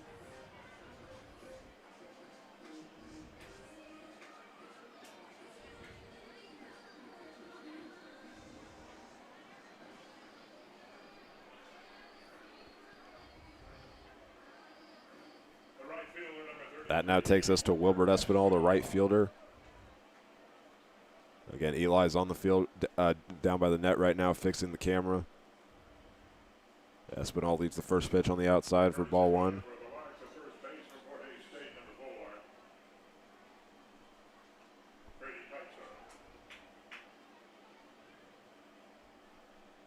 LaRue will take a lead off first base. Correction, that is Brady Kreitzer into the game now as LaRue's courtesy runner. Taking a lead, pitch on the way. Kreitzer had a lead halfway down the base path and then came back to first. It moves the count to 1-1 for Wilbert Espinal.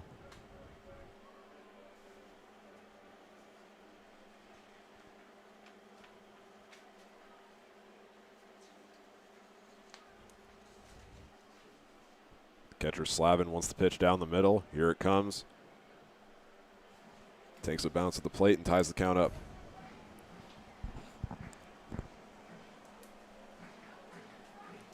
Well, thank you to my dad for pointing out that he couldn't see third base back home. He was tuned into the game, and I appreciate him bringing that to our attention. The netting was kind of in the way there for just a moment, so apologies for any of you who just got motion sickness from that little venture of mine.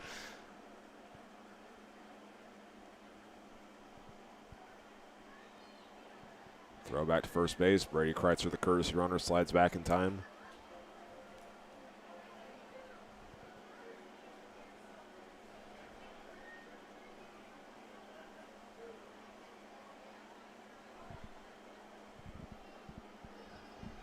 I'd like to note that knock from Dylan LaRue while I was down there, that was quite a knock. I was down there and got to hear that come off his bat, and that was a loud crack.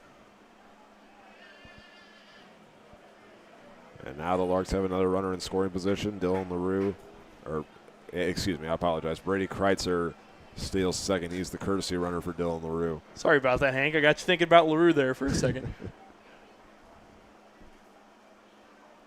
Larks might try to close this game out here in the bottom of the 7th. They've got a chance to do it. They've only 3 runs away from hitting that run rule. That would be a record for how quick this game has gone. We just now passed the 2-hour mark. It's been flying by tonight, it seems like. It's only 9 o'clock. Normally we're here till at least 10. And so far they've been really productive in terms of getting this game going. Last night was kind of a polar opposite, I'd say. It was a pretty lengthy game and high-scoring one at that for the Larks. And with 2 runners on base, that will lead to a change on the mound for the Roughriders. As Sam Fisher's day will come to an end after 6 1/3 innings pitched. We will see who's up next for the Roughriders when we come back.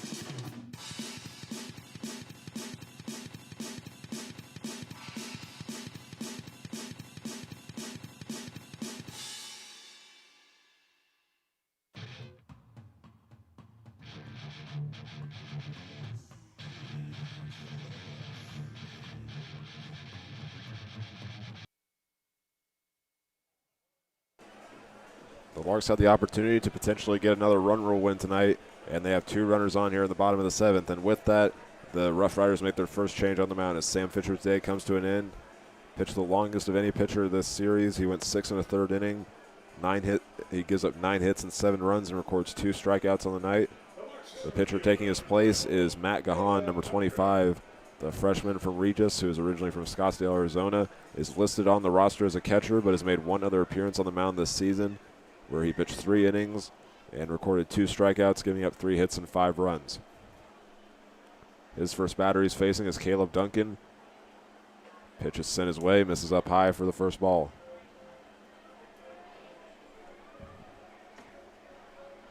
Duncan with 2 hits and 2 runs in tonight's game. Could see a little bit of a different kind of walk-off tonight if Duncan goes yard here. I've never seen a run rule walk-off, but that might be a first for me tonight. Wouldn't be the first time it's happened at Larks Park this season. Back early in June, we had one where it was a game where I think we had 5 home runs in the same game, and it was a home run that led to a 10-run win. See if Duncan can make something happen here. Runners are at 2nd and 3rd now after both Kreitzer and Espinal stole base, and the camera got knocked out of place by the foul ball. Oh, man. Okay, well, you guys get a look at the very beautiful sky until I get down there to fix that.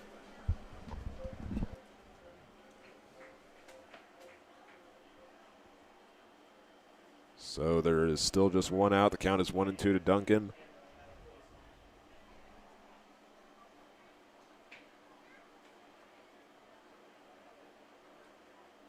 And the pitch will be sent his way.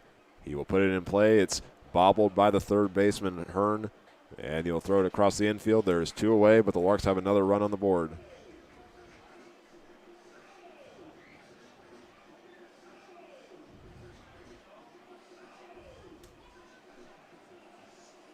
So both Kreitzer and Duncan will head to the dugout. Duncan has his 2nd RBI on the night.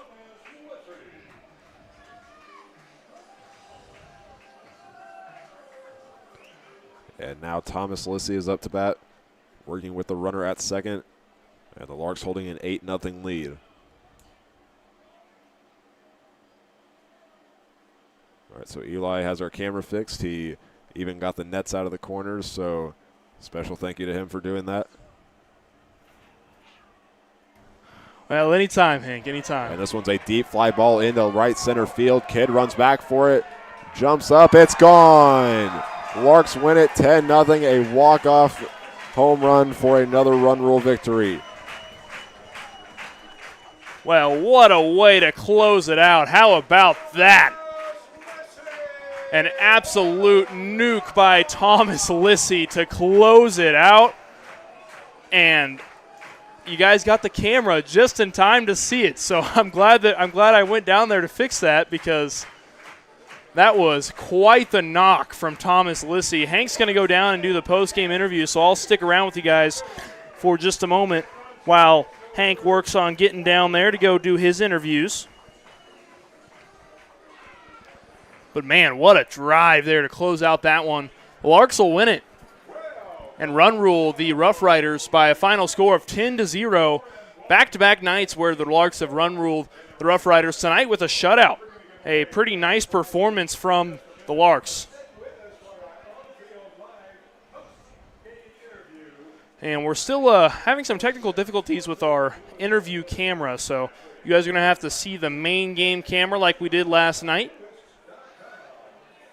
So we'll have to have Hank, hopefully he'll know to slide on over to the home plate spot. I'm going to try and motion him over there if possible, as he works on getting his couple players for the interview.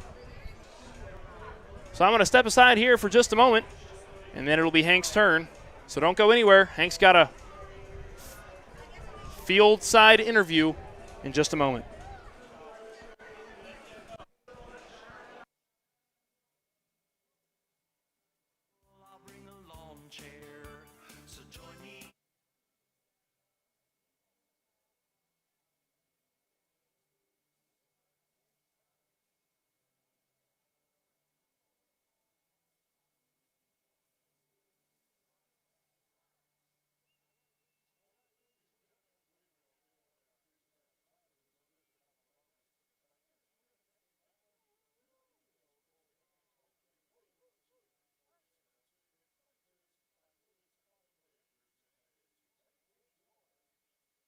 Wilbert Espinal, in your fourth game back with the Larks, you had 2 RBIs tonight as well as a run and a hit. What worked for you tonight? I was just trying to go up there and get my A swing off on a good pitch. That was it. That was my approach. And you joined the Larks this season after playing your first year of Division I baseball with Alabama State. So how did that prepare you for this season? It prepared me really good. I saw some really good competition, saw some really good arms, and it helped me just like hone in on my approach and just like prepare for this. And you joined the team a little bit later, but I wanted to ask, what is your mindset going into this late in the season, especially because you're a returning player from last year's championship team? Oh, the mentality is back-to-back, baby. That's what we need. That's what we want, and that's what we're going to go do. I'm sure the fans are happy to hear that. Give it up for Wilbert Espinal. I'm now here with Julio Ramos through 2 innings of work tonight. You just faced 6 batters and struck out 5 of them. What worked for you at the mound tonight? Nothing. I was feeling good and just trying to have fun, That's it. And my final question for you is, last time I talked to you, you were in the transfer portal. You've now found a new home staying at the Division I level with New Mexico State. So what would you say you bring to the plate in Las Cruces next season? What was the question?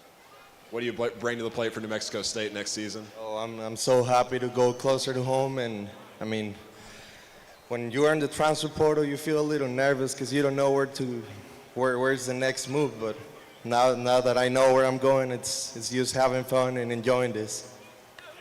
Congrats on a great performance. Give it up for Julio Ramos. Thanks, Hank. Well, we appreciate Hank there for giving his final interview for the Larks this evening. He'll come up here in just a moment for our post-game show, and we'll give our final thoughts, and we'll close it out. So don't go anywhere. We got our post-game show coming up next.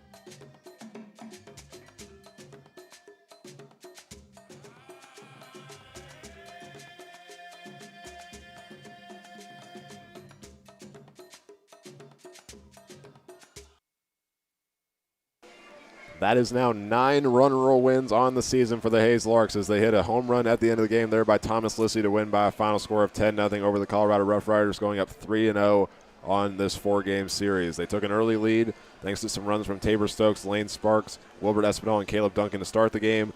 They added some more runs later on. They had the 4 runs in that final inning to get the win, and the rest is history. If you are Coach Frank Leo, there is nothing more you can ask from your team tonight. They played a very complete game. The pitching was on point, the defense was on point, and offensively they looked great. There's nothing more you can expect as a head coach. And the pitching did another solid job as well. Nick Gray through the first 5 innings, 7 strikeouts, another performance for him as a starter where he had at least 5 strikeouts. And then Julio Ramos comes in after that, only faces 6 batters and strikes out 5 of them.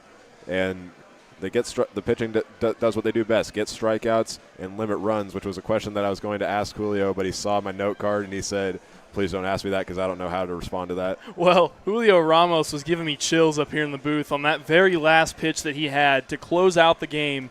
I mean, that pitch was nasty. Just the hesitation of the leg, using all the tricks he had in his bag of tricks. He pulled them all out tonight, and, man, he looked real good out there on the mound. 5 strikeouts and 6 batters, that's a great night. You can't ask for anything more. And the Larks have one more game against the Roughriders tomorrow. That one will be a non-league game starting at 6 p.m., even though it won't impact their RMBL record, which with the win tonight, they got a clear path ahead of them to bring home another RMBL title. They are 4 games ahead of Dodge City, who's in second place, and this one was a statement win tonight. They now have series after this against Liberal, Denver, and then 1 game against Dodge City to end the regular season. Yeah, they have a couple tests coming up here to close out the season. They've got Liberal, which is a pretty solid ball club, and then they've also got Dodge City, who's also another solid ball club. So they've got a couple tests coming up. I think the Larks have probably got it under control considering where they're at standings-wise this season, but you know, you never know. Baseball's a crazy game. There's crazy things that happen all the time. I've seen crazier things happen, but the Larks so far have looked so good going into the very end of this season. I'm really excited to see what they can do in the NBC World Series as they've already clinched their spot. So tomorrow night it is a 6 o'clock first pitch as a non-league game against the Roughriders, and we will have our coverage of that, and we want to thank you all for tuning in. Adam Frost, we appreciate the compliment there in the live chat. And that's going to do it for us tonight from Larks Park. Alongside me tonight was Eli Blankenship, and I'm Hank Corsair. Ladies and gentlemen, have a good night.